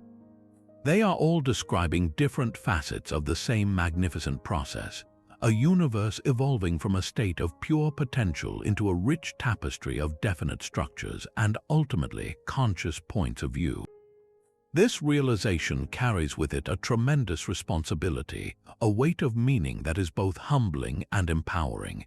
It means that our quest for knowledge is not a trivial pastime. It is a fundamental cosmic process. When a scientist peers into an electron microscope or an astronomer analyzes the light from a quasar, they are participating in the universe's great project of self-discovery. Every equation solved, every new particle found, every galaxy mapped is another piece of the universe falling into place within its own awareness. Our art, our music, our literature, and our profound emotional experiences are not separate from this physical story. They are the universe experiencing beauty, tragedy, love, and wonder through us. We are the senses of the cosmos. We are how it feels the warmth of the sun, hears the crash of the ocean, and contemplates the mystery of its own beginning. So, the next time you find yourself looking at the stars, remember that you are not a tiny, insignificant creature on a lonely rock. You are a node of consciousness in a vast, awakening network.